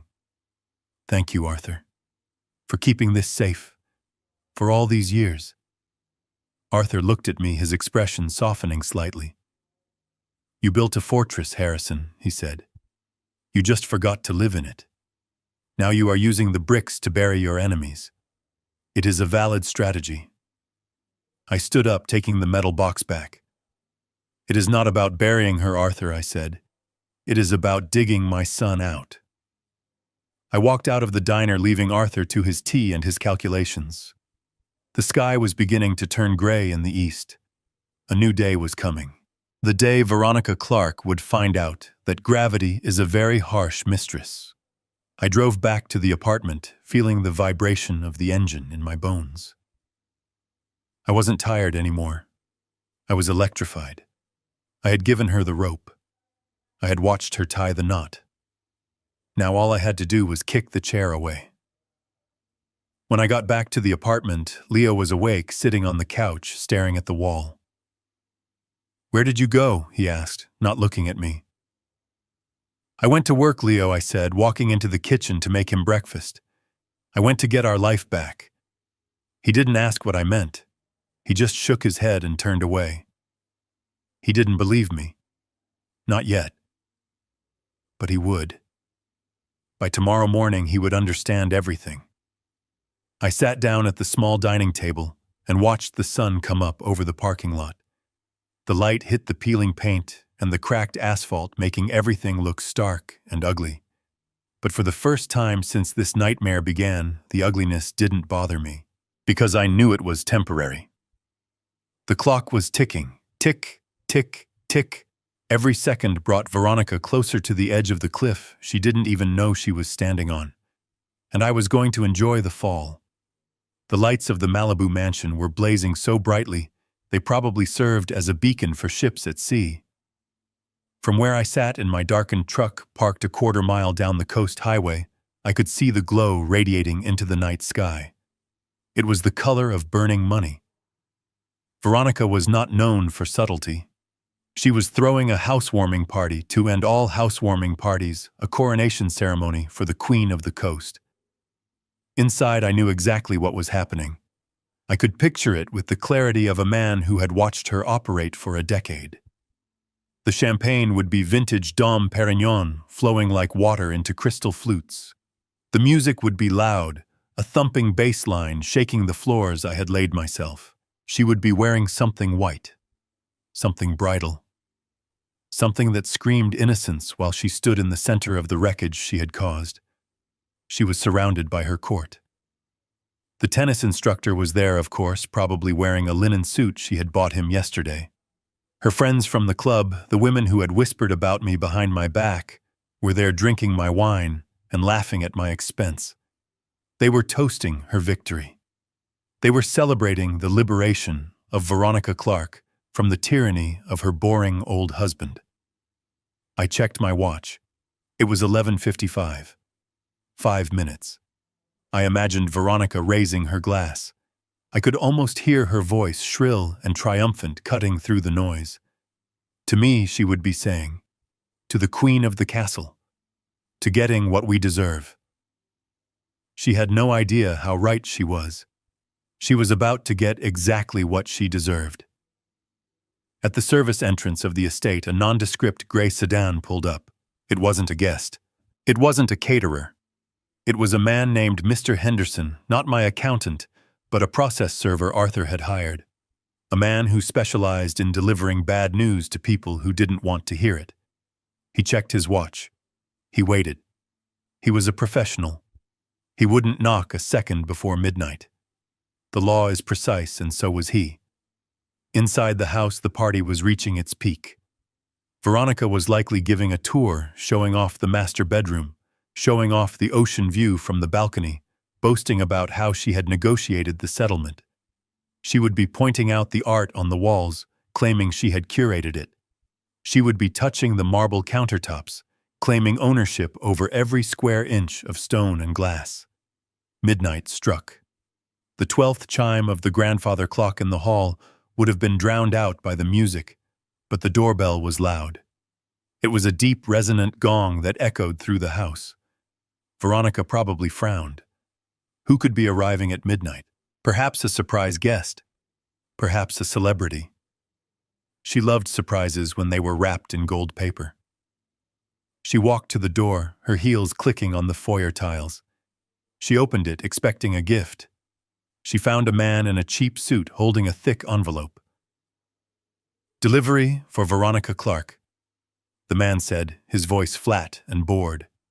Veronica laughed, a bubbly champagne-fueled giggle. "Oh, is it a singing telegram? Did Harrison send a final pathetic plea? Or is it from you girls?" She looked back at her friends who were crowding the hallway, curious about the late-night visitor. "Sign here, please," the man said, holding out a clipboard. She signed with a flourish. "Veronica Clark. The signature of the lady of the manor. The signature of the owner." She took the envelope. It was heavy, thick, official. The man didn't say congratulations. He didn't say enjoy the party. He simply turned and walked away, disappearing into the darkness. Veronica closed the door. She stood under the $10,000 chandelier, holding the grenade I had pulled the pin on 24 hours ago. "Open it," someone shouted. "Let's see what it is." She tore open the envelope. She pulled out the stack of papers. The top page was not a greeting card. It was not a check. It was a legal notice printed on heavy bond paper with the letterhead of the Leo Clark Future Trust. She squinted, trying to focus her eyes. The alcohol was making the words swim, but the header was bold and impossible to miss. "Notice of termination of ground lease and demand for immediate removal of improvements." She read it again. Termination. Removal. Improvements. The words didn't make sense together. She owned the house. She had the deed. I had signed it over. She flipped the page. Notice of delinquent ground rent and tax indemnification. Amount due immediately. $742,000. She started to laugh. It was a loud, incredulous laugh that made her guests smile uncertainly. "What is it?" Veronica, her tennis player, asked, coming up behind her and wrapping his arms around her waist. "Who is it from?" "It is a joke," she screeched, waving the papers in the air. "It is a prank. Harrison is trying to be funny. Listen to this, everyone." She cleared her throat, striking a dramatic pose. "It says, I have to remove the improvements from the land." Remove the improvements. That means the house. He wants me to move the house. Can you believe it? He says the ground lease has expired. The guests laughed. It sounded absurd. Move a $15 million mansion. It was obviously a bitter old man's joke. "He thinks he can scare me," she shouted, her voice rising with hysteria. "He thinks he can ruin my night with fake legal papers. I own this house, Harrison. I have the deed. I have the keys. You gave it to me." She looked at the papers again, her eyes scanning the dense legal text. Pursuant to the terms of the 1998 trust agreement, ownership of the physical structure does not convey ownership of the underlying real property. Eviction proceedings will commence in 48 hours. She stopped laughing. A flicker of doubt crossed her face, just a shadow, but she pushed it away. She was the winner. Winners don't get evicted. "This is garbage," she announced. "Absolute garbage. He is just jealous. He is sitting in some sad little apartment wishing he was here, and he sent this to annoy me. Well, it won't work." She grabbed the stack of papers with both hands. The thick bond paper resisted, but she was fueled by rage and adrenaline. She ripped them in half. The sound was loud, like a gunshot in the foyer. "I am the queen of this castle," she screamed, throwing the torn pieces into the air like confetti. "No one tells me to leave. No one." Her friends cheered. They clapped. They toasted her defiance. They didn't know they were cheering for a woman who had just torn up her own eviction notice. They didn't know that ignorance of the law is not a defense, especially when the law is coming for your throat. Veronica turned to her lover and kissed him hard, desperate to prove that she was in control, desperate to prove that the piece of paper meant nothing. "Turn the music up," she commanded. "Let's dance." The bass thumped again. The party resumed. Veronica danced in the center of the room, spinning and laughing, stepping on the torn scraps of paper scattered on the marble floor. She was dancing on the wreckage of her own future. From my truck, I watched the lights flicker as the music pumped. I didn't need to see inside to know what she had done. I knew her. She would tear it up. She would deny it. She would double down on her delusion. That was exactly what I wanted. By tearing up the notice, she had technically been served, but had chosen to ignore it. She wasn't calling a lawyer. She wasn't calling the bank. She was dancing. Every minute she spent dancing was a minute she wasn't preparing a defense. Every bottle of champagne she opened was another nail in the coffin. I put the truck in gear. My work here was done for the night. The seed of doubt had been planted, even if she tried to rip it out. When she woke up tomorrow with a hangover and the realization that the papers were real, the panic would set in, and by then it would be too late. I drove away from the glow of the mansion back toward the dark reality of my apartment. But the darkness didn't feel heavy anymore. It felt like cover. It felt like strategy. Veronica was the queen of the castle for one more night. But the king had returned, and he had brought the chessboard with him.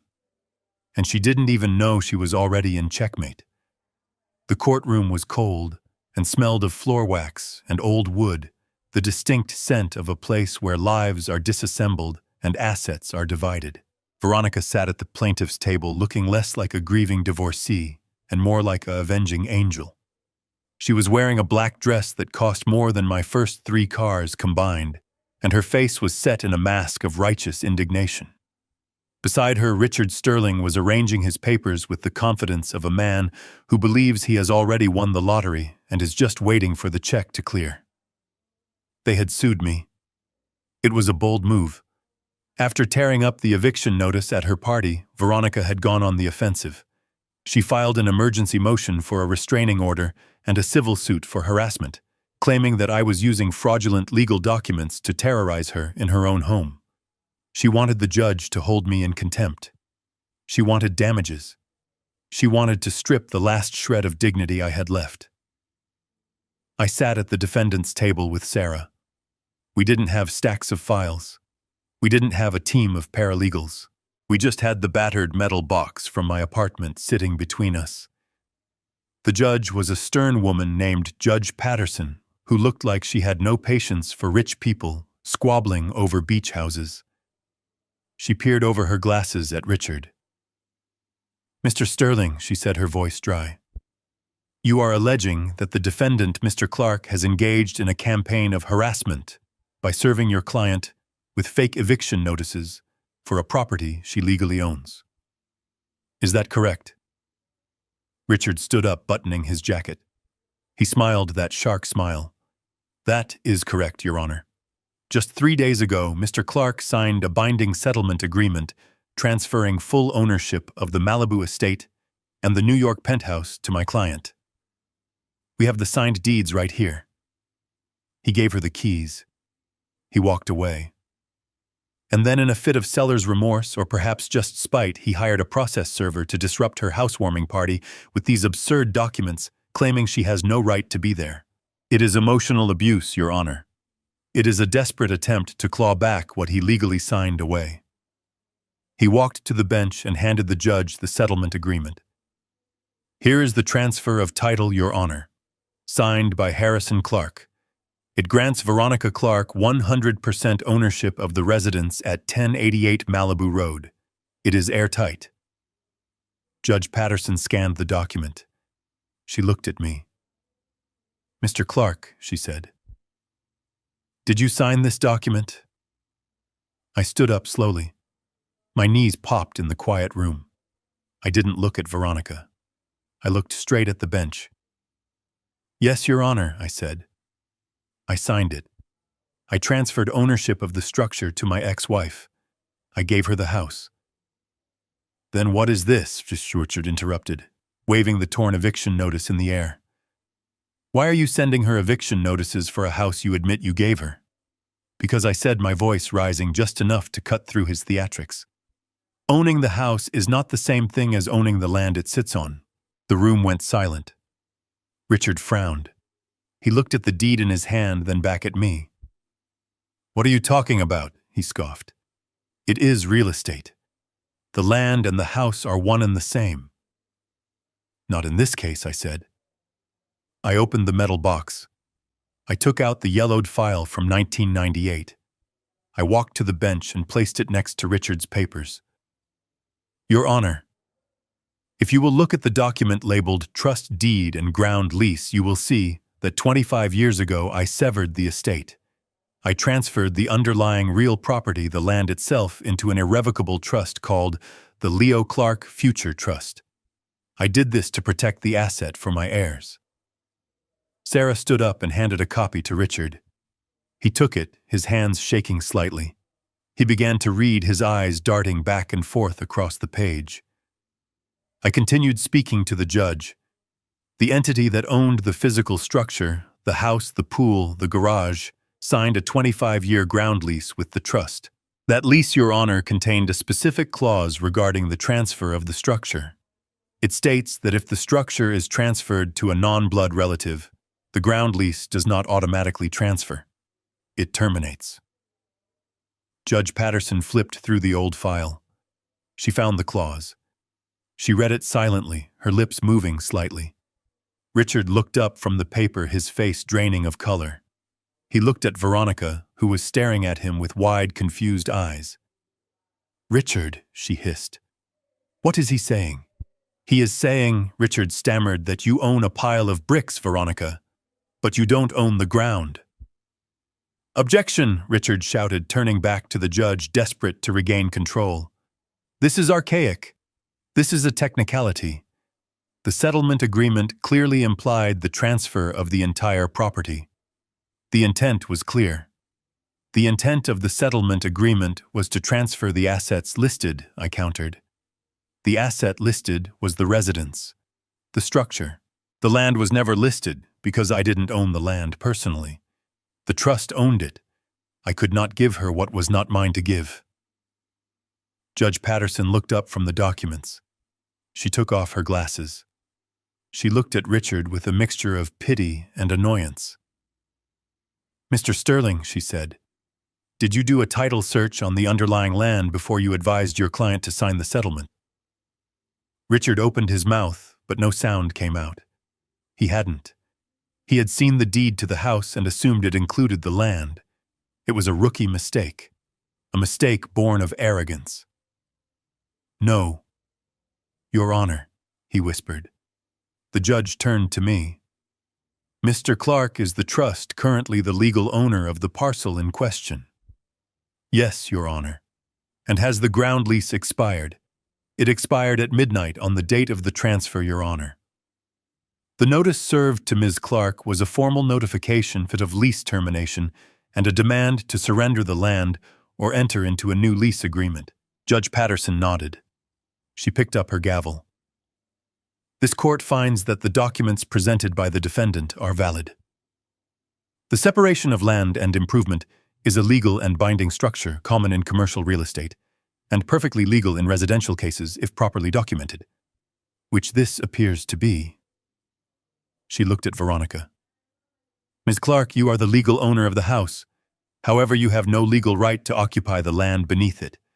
As of midnight 2 nights ago, you are technically trespassing on private property owned by the Leo Clark Future Trust.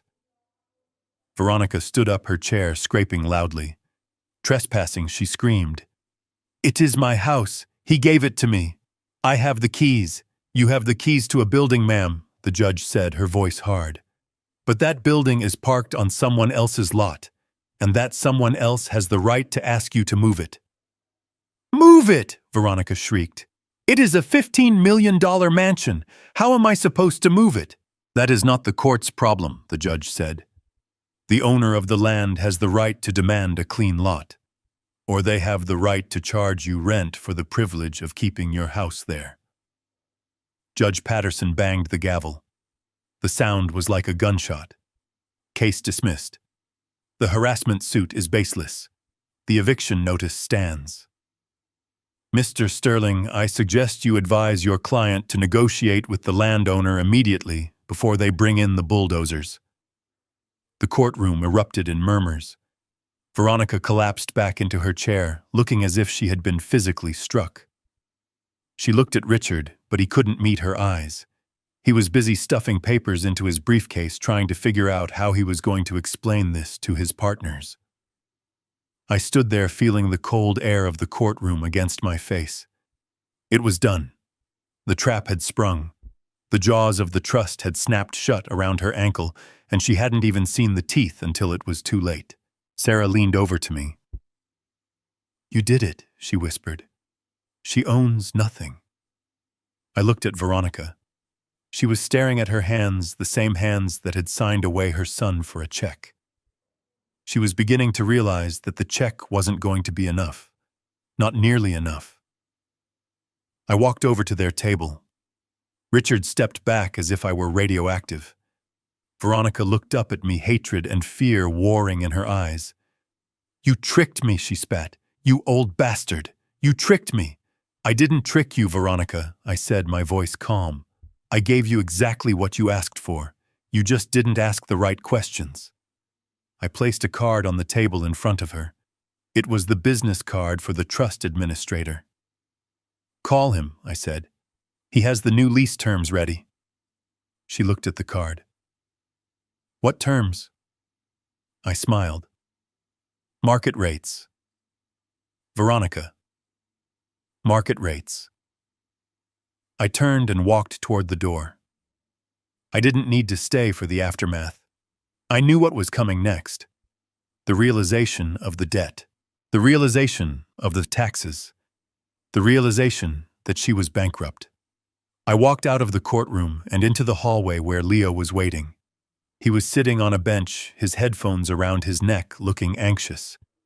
When he saw me, he stood up. "Dad," he asked.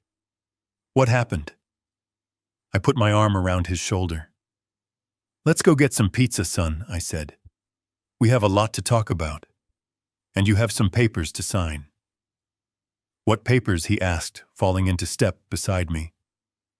"Landlord papers," I said. We walked toward the exit, leaving the wreckage of Veronica's life behind us. She had wanted the ground beneath her feet to be solid gold. Instead, she had found out it was a trapdoor, and she was still falling. The judge had left the bench, but Veronica was still frozen in her chair, a statue of disbelief carved from ice and arrogance. Her hands were clutching the edge of the mahogany table so tightly that her knuckles were white bone against her tanned skin. She looked like a woman who had just stepped off a cliff and was hovering in the air for that split second before gravity remembered its job. Sarah Jenkins, my attorney, walked around the table. She moved with the silent, predatory grace of a shark, sensing blood in the water. She held a single sheet of paper in her hand. It wasn't a court document. It was an invoice. She stopped right next to Veronica. She didn't shout. She didn't make a scene. She leaned down, her lips inches from Veronica's ear. The room was quiet enough that I could hear the rustle of the silk of her blouse. Sarah whispered 5 words, 5 simple syllables that carried more weight than the wrecking ball that was about to hit Veronica's life. "The land belongs to Leo." Veronica flinched as if she had been burned. She turned her head slowly to look at Sarah, her eyes wide and glassy. What she whispered, her voice barely audible. Sarah straightened up and placed the invoice on the table directly on top of the useless deed Veronica had been clinging to. "The trust," Sarah said, her voice projecting clearly now so Richard Sterling could hear every word. "The Leo Clark Future Trust. It is an irrevocable trust established for the sole benefit of Leo Clark.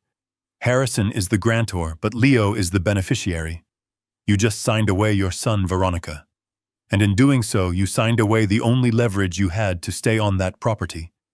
You are now a tenant living on your son's land, and the landlord is calling in the debt." Veronica looked down at the paper. I watched her eyes track the lines of figures. I knew what was written there. Arthur and I had drafted it with precise, brutal clarity. Item 1, Sarah recited, pointing to the first figure.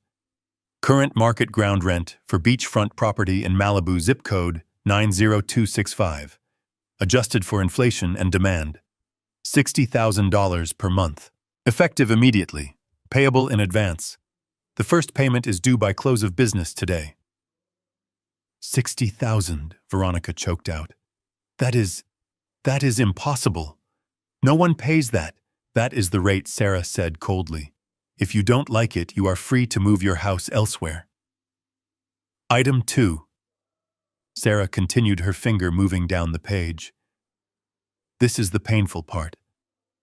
Under the original ground lease terms, the tenant is responsible for all property taxes.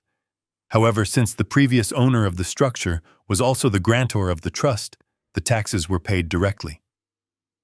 Now that the structure has transferred to a third party, a readjustment clause has been triggered. You are responsible for the immediate repayment of deferred tax benefits associated with the land usage for the last 7 years." She tapped the bottom line. "That comes to a total of $500,000, Sarah said. "Also due immediately." Veronica made a sound like a dying animal. $500,000. It was a quarter of the cash settlement I had just given her. Combined with the rent, she was looking at a bill of nearly $600,000 just to stay in the house for the first 30 days. "And if I don't pay?" She whispered, tears spilling over her mascara-stained cheeks. Sarah smiled. It wasn't a kind smile. If you fail to remit the full amount within 30 days, the trust will exercise its right to seize the improvements to satisfy the debt.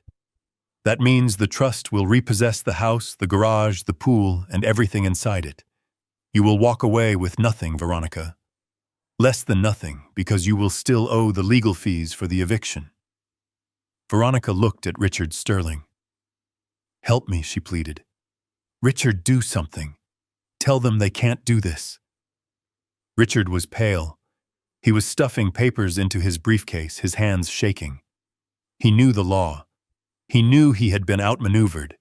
He knew that any judge looking at the trust documents would uphold the claim. He had committed malpractice by not checking the title, and he knew his career was flashing before his eyes.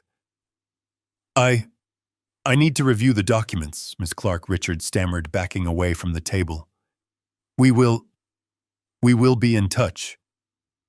He turned and walked away, leaving his client alone in the ruins of her victory. But the final blow didn't come from the lawyers. It came from the gallery.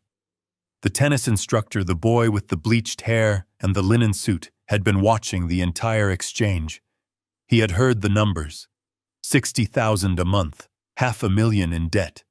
He had heard that the mansion was a house of cards. He looked at Veronica. He looked at the tears streaming down her face. He looked at the invoice on the table. He did the math. He stood up slowly. He didn't go to her side. He didn't offer her a handkerchief. He checked his reflection in the glass partition of the gallery, smoothed his hair, and walked toward the exit. "Chad," Veronica called out, her voice shrill with panic. "Chad, where are you going?" Chad didn't look back. "I think I left my phone in the car," he muttered, pushing open the heavy courtroom doors and disappearing into the hallway. He wasn't coming back. The gravy train had just derailed and he was jumping off before it went over the cliff. Veronica was alone. Truly, completely alone. The husband she betrayed was standing against her. The son she discarded owned the ground beneath her. The lover she bought had walked out. The lawyer she hired was fleeing. The house she stole was a trap. She looked at me one last time. Her face was a mask of absolute horror. The realization hit her like a physical blow. She hadn't won. She hadn't escaped. She had walked willingly into a cage and locked the door behind her. The color drained from her face, leaving it a sickly gray. Her eyes rolled back in her head. Her hands clawed at the air, as if trying to grab onto something solid, but there was nothing there. She screamed. It was a high, piercing sound of pure despair that echoed off the high ceilings of the courtroom. And then her knees gave out. She crumpled to the floor in a heap of expensive black silk and gold jewelry. The bailiff moved forward, calling for a medic. Sarah stepped back, avoiding the falling woman with a look of distaste. I watched her fall. I watched the woman who had terrorized my son collapse under the weight of her own greed. I didn't feel joy. I didn't feel triumph. I just felt a heavy sense of completion. The balance sheet was finally zeroed out. The debt was paid. I turned to Sarah. "Send the bill to her hospital room," I said. "And make sure Arthur files the lien on the cars by 5 o'clock. I don't want her selling a Porsche to pay the rent." Sarah nodded, closing her briefcase. "Consider it done, Harrison." I walked away from the commotion. I walked away from the woman on the floor. I walked toward the door where my son was waiting. The air in the hallway was fresh and cool. It smelled of freedom. The land belonged to Leo. The future belonged to Leo. And for the first time in a long time, I could breathe. The pepperoni pizza from the corner shop was greasy and lukewarm, the cardboard box stained with oil sitting on our wobbly laminate table, but after the sterile atmosphere of the courtroom, it tasted like a Michelin star meal. We were back in the cramped apartment, the air conditioner still rattling in the window, the faucet still occasionally dripping, despite my best efforts, but the heaviness that had permeated the air for the last 2 weeks was gone. It had been replaced by a strange electric calm. Leo sat across from me, holding a slice of pizza with one hand and scrolling through his phone with the other. He wasn't looking at social media. He was reading the news reports about the court case. The story had broken online. The headline read, "Malibu socialite evicted from own home in shocking legal twist." He put the phone down and looked at me. For the first time in months, the shadows under his eyes seemed lighter. A small, hesitant smile played at the corners of his mouth. "You are a scary genius, Dad," he said, shaking his head. "You planned that for 25 years. You knew she would do this." I took a sip of my Coca-Cola, the bubbles stinging my throat pleasantly. "I didn't know she would do this, Leo," I corrected him gently. "I hoped she wouldn't. I hoped she would be the partner I thought I married. I hoped she would love you the way a mother should. But in my line of work, you don't build a skyscraper without accounting for earthquakes. You don't hope the ground stays still. You build a foundation that can survive the shake." Leo picked at a piece of pepperoni. "So what happens now?" he asked.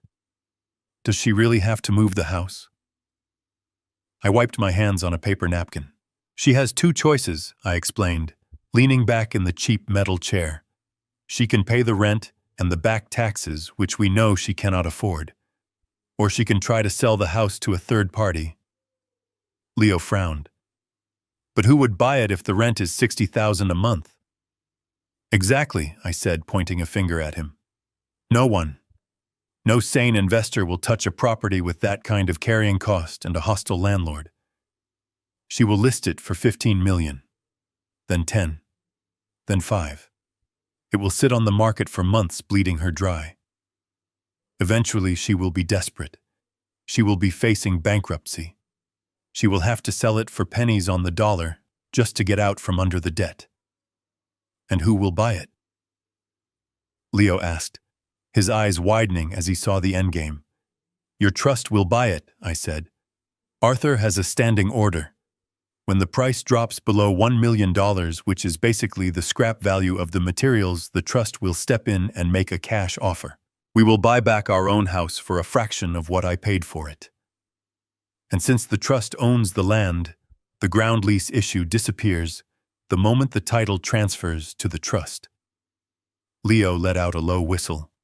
"So we get the house back, and we keep the money you gave her because she has to give it back to pay the taxes." I nodded. "In theory, yes. By the time the lawyers and the taxman are done with her, she will be lucky to walk away with enough for a used Honda." She wanted to strip us bare, Leo. Instead, she stripped herself. Leo looked down at his hands. "It is brutal," he whispered. "It is justice," I said firmly. "But listen to me, Leo, and listen closely." I waited until he looked me in the eye. "This money, this house, this power you now hold as the beneficiary of the trust. It is not a toy. It is not for buying sports cars or impressing girls or looking down on people. You saw what greed did to your mother. You saw how it ate her alive." I tapped the table for emphasis. "The income from the ground rent until we buy the house back will not go into your pocket. It goes into a sub-account for your education. After that, any surplus goes to the Hector Vance Foundation for homeless families. You will not see a dime of discretionary spending money until you graduate college with a degree and a job. You will drive this truck. You will work summers. Do you understand?" Leo didn't argue. He didn't complain. He looked at me with a maturity that hadn't been there yesterday. He had grown up in that courtroom. He had seen the face of the devil, and he had seen the sword of justice, and he understood the difference. "Understand, Dad," he said. "I don't want to be like her. I want to be like you." I felt a lump in my throat that no amount of soda could wash away. "Don't be like me, son," I said softly. "Be better than me." I waited too long to act. "I let her hurt you because I was trying to keep the peace. You be stronger. You stand up for yourself sooner." Leo picked up his can of Coke. He held it out across the table. "To the ground beneath our feet," he said. I picked up my can and clinked it against his. The sound was tinny and hollow, not like crystal champagne flutes, but it was the best sound I had heard in years. To the ground beneath our feet, I repeated, and to knowing who owns it. We finished our pizza in comfortable silence. The apartment was still ugly. The view was still a dumpster. But it didn't matter. We weren't staying here. And we weren't going back to the mansion either, not really. We were going forward. I looked out the window. The sun was setting over the city, casting long shadows across the parking lot. I thought of Veronica probably waking up in a hospital room right now, realizing that her life was over. I felt a moment of pity, just a flicker, and then it was gone. She had made her choices. I looked at Leo. He was laughing at something on his phone, a genuine teenage laugh. He was safe. He was protected. He was going to be okay. I leaned back in my chair and closed my eyes. For the first time in 25 years, I didn't have to worry about the foundation. I didn't have to worry about the lease. The contract was fulfilled. The debt was paid. I smiled a small, private smile. Let the world think I was a broken old man. Let them think I had lost. I knew the truth. I had just closed the biggest deal of my life, and the profit wasn't measured in dollars. It was sitting right across the table from me, finishing his crust. Life, I decided, was going to be just fine. Harrison's story teaches us that true power is silent. Veronica chased the glitter of assets but ignored the foundation, proving that greed makes you blind to the ground beneath your feet. In negotiations and in life, the person who speaks first often loses, but the one who prepares decades in advance always wins. Real wealth is not the mansion you display to the world, but the legacy you protect for your children. Never mistake silence for weakness, because while the loud are busy celebrating their temporary victories, the wise are quietly owning the land they stand on. If you enjoyed seeing justice served cold, please hit that like button to support the channel. Subscribe and turn on notifications so you never miss a story of karma striking back. Let me know in the comments, would you have waited 25 years to spring the trap? See you in the next story.